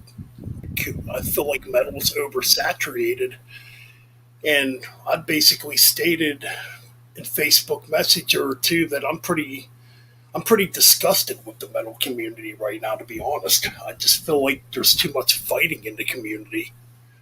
There's too much Yeah. judging people, and there's going to be certain people that are going to listen to this and get pissed at me about this. But that's fine. I'm going to be 45 years old this year. I'm not going to like continue to come online and fight with people over, oh, you got to like this, you got to like this, or oh, you're not accepted. You're not accepted if you like this. I'm getting too old for that crap. It's like we're grown adults here. Let's act like grown adults because honestly, it turns people off from wanting to become metalheads when you act like a Yeah. bunch of fucking elitist dickheads. That's going to piss somebody Exactly. off right now. That's fine. But the point I'm trying to make is I'm too old for the fucking fighting. I just want to do what I do, live my life. I'm under enough stress in my daily life to begin with. I don't need to log on to Facebook, log on to fucking Messenger, see all these fucking name calls and the fighting going on. You know what I mean? That's why I hardly even, well, I talk in that group chat, but I don't say anything mean. Yeah. Yeah, It's just out. It's nothing against them, and I'm I was very worried about getting back into this again because I'll be honest, it's kind of been stressing me out, dude. Why I kind of unleashed the other night. And Yeah. I'm coming out here on camera saying it. Like people need to be a little more respectful here in the metal community, or just in the music community in general. Not call each other insulting names, or try to tell people what to listen to. And that's facts. I was in a bad mood earlier, but I'm not now. So No, I feel fine. I mean, you know, that's I mean, good. here's the thing: when it comes to music, we're all going to be into something that's different. If you gotta attack somebody, you gotta fucking make somebody feel miserable for what they listen to. What can I say? I mean, This is my response to those kind of people. yep, it's I pretty agree, much man. fine. You don't dictate what I listen to. Exactly.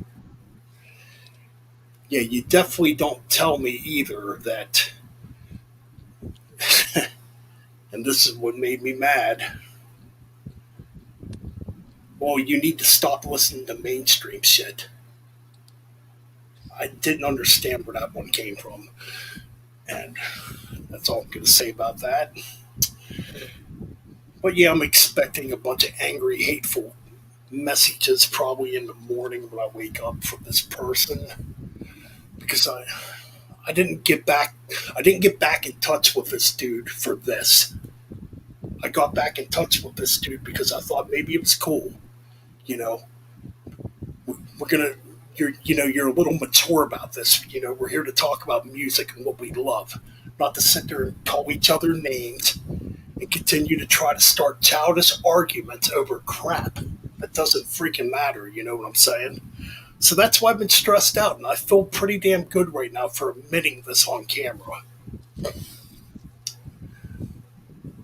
Hell yeah. But yeah, because it was just too much to deal with after all the other crap I've been dealing with. Yeah.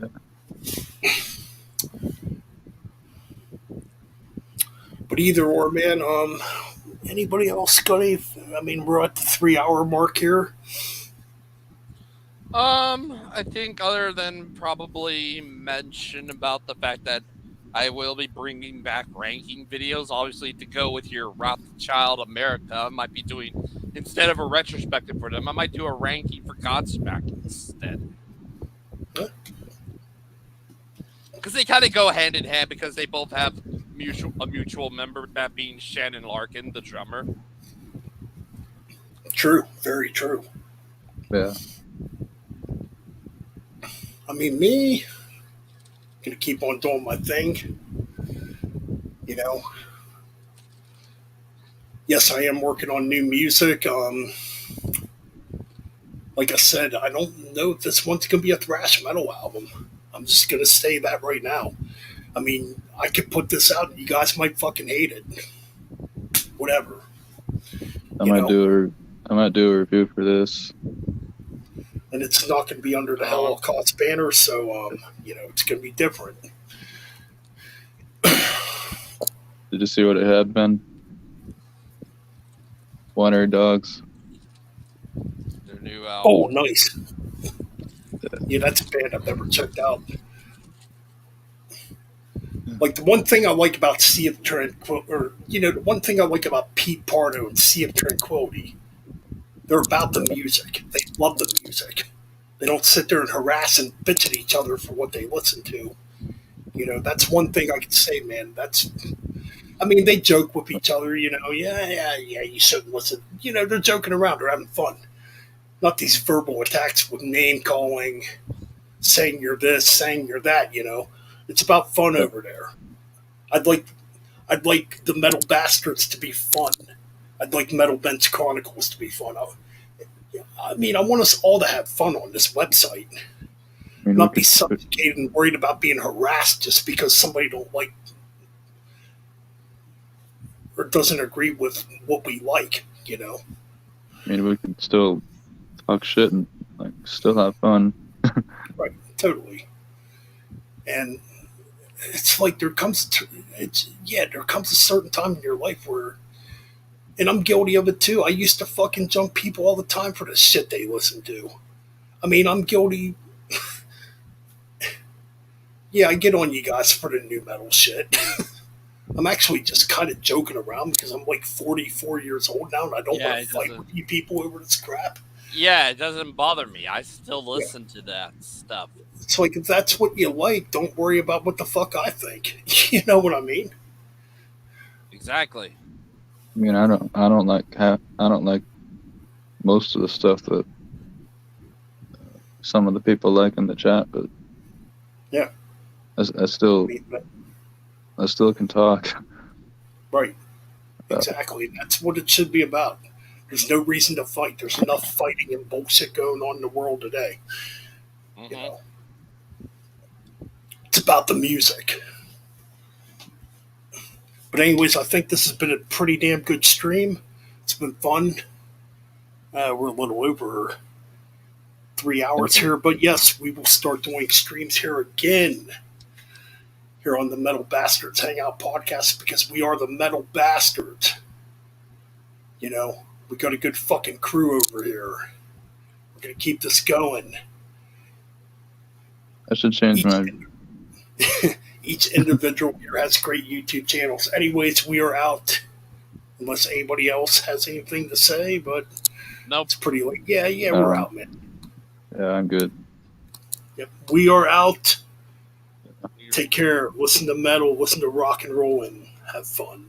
Yeah, I'm out.